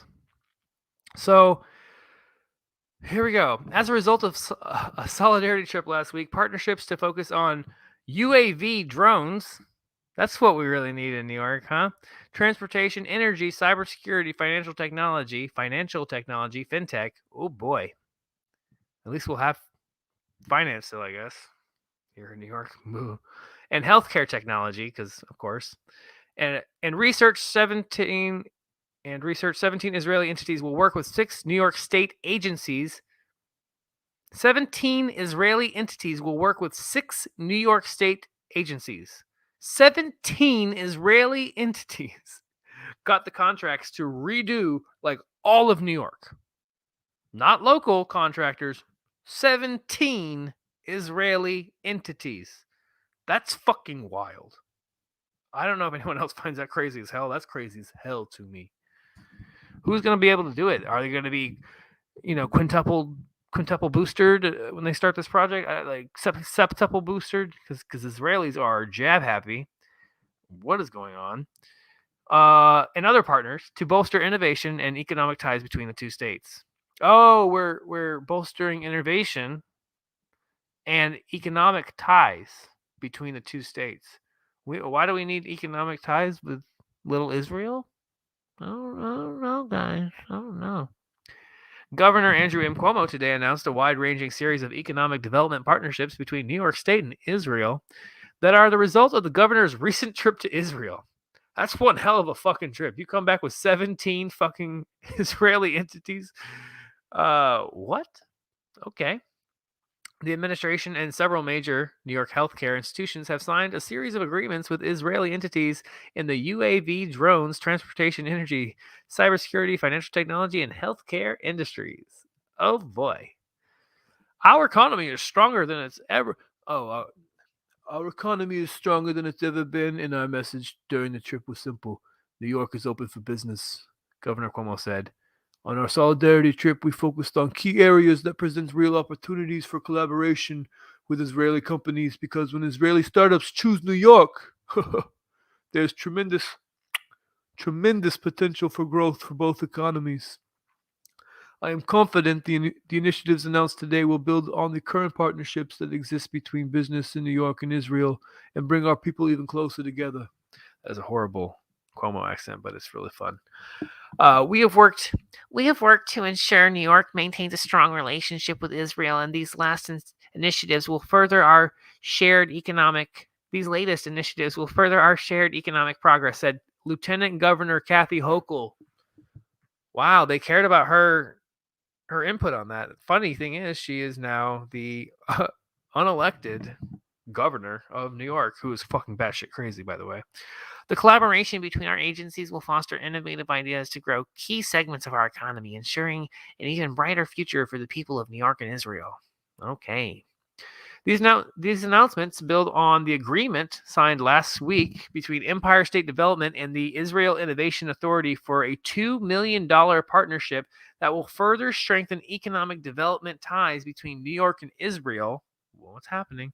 The agreement includes cooperation on the co-development and commercialization of innovative solutions in the fields of cybersecurity, supply chain, that's funny, smart cities, energy, unmanned aerial vehicles, drones, life sciences, and other areas. As part of the agreement, New York and Israel will establish a Smart Cities Innovation Partnership, a new initiative, that will share innovative technologies, research, talent, and business resources between cities in New York and Israel. The governor also announced that New York's Hotspot and Incubator programs will now implement a new focus on Israeli companies who want to invest in Empire State, in the old Empire State.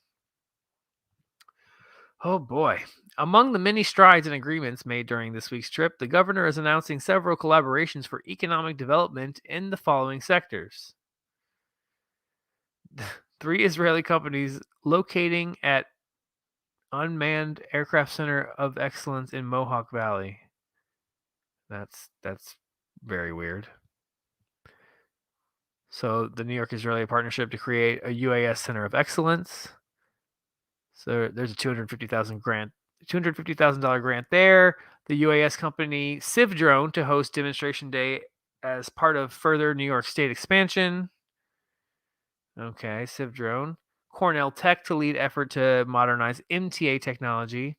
So it's not just Israeli, guys, but it's a lot of Israeli. Future of Mobility Conference with Cornell Tech and the MTA. The old MTA is the subway system. 5 Israeli energy companies entering New York State. 5. That's crazy. Carbon neutral. We have One big utilities company here. Con Ed. Now we have 5 energy companies from Israel moving in. That's weird. New York, Israel, $2.5 million energy innovation challenge. It's all this green bullshit, which is like this fake green movement with these neoliberals. What's happening? Israel-based Zero Energy Solutions, a clean energy company, will open an office in New York State. NYPA partners with Israel's cybersecurity and grid management companies. I mean, we've already all the R&D of the tech companies have moved to Israel. They have the back door to all of our shit. Microsoft has has a lot of their R&D in Israel now. People don't know that, but a lot of the important work that they're doing is actually done in Israel, and they now have part of the Pentagon contract. They got it outright by themselves, and then there was a whole dispute, which I don't really understand. And now Microsoft and Amazon both have the Pentagon contract, but there's a backdoor there. So Israel is kind of merging with America. I don't know what's happening. This is weird. Like actually merging more so than it already was. It's just bizarre. They're part of this digital, whatever this digital shit is. NYPA partners with the Israeli Electric Corporation. It just keeps going.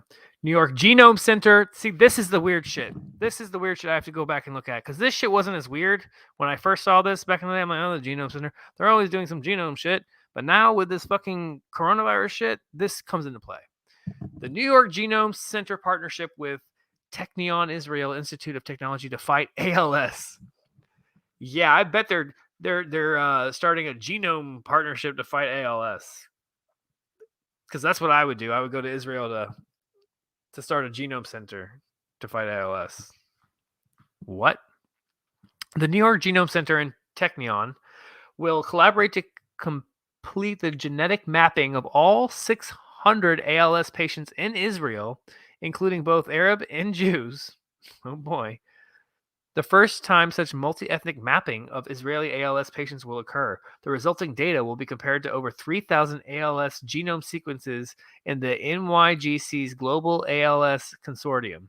Technion President Professor Peretz Lavi and Professor Aaron Kishinover, Nobel Laureate 2004, advisors to the Israel ALS Association, have worked with Dr. Hamali Fatnani, director of the NYGC Center for Genomics of Neurodegenerative Disease, and Dr. Tom Maniatis, NYGC's scientific director and CEO, to establish this new research collaboration. This collaboration joins the Israel-wide program of Israel-ALS. No, they did not do that. They combined Israel and ALS. Israel-ALS, aimed at enrolling all of Israel's ALS patients in the NYGC's ALS consortium.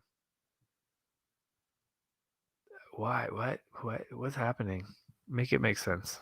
This is weird.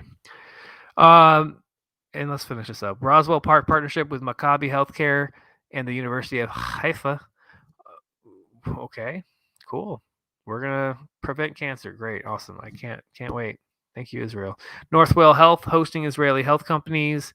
Partnership with Ben Gurion University in Israel to promote growth in cybersecurity industry. Cybersecurity. Oh, that's fun. SUNY expands New York Israeli Homeland Security and Cybersecurity Partnership. Why is everything Israel? Israeli securities agreed to collaborate on financial innovating.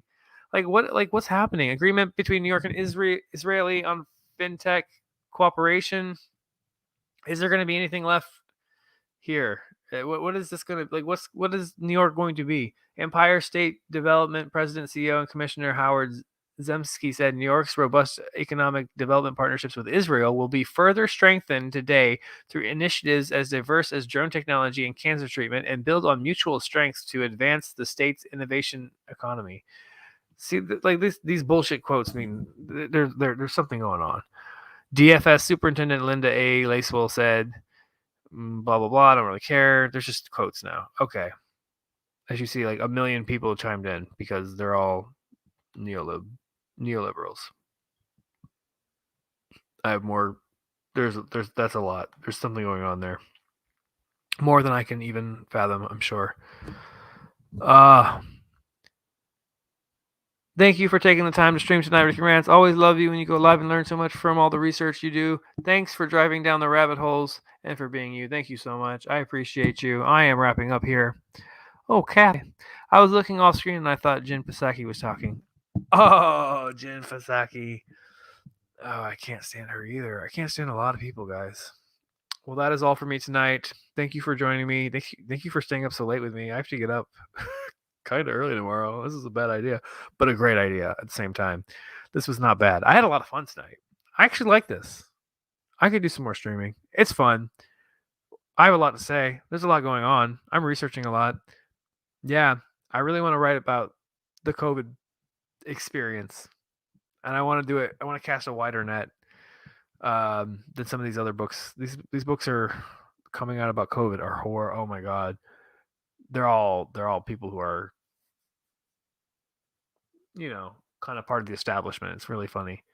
And then you had like your one or two books that kind of challenge the establishment, but they're kind of maybe safe. I don't know. The JFK book or not JFK, the RFK Jr. book, Robert Kennedy Jr. I don't know if that Fauci book's any good or not. I know a few people are reading that. I don't know if it's really challenging power. I don't know. He's a Kennedy. It's weird.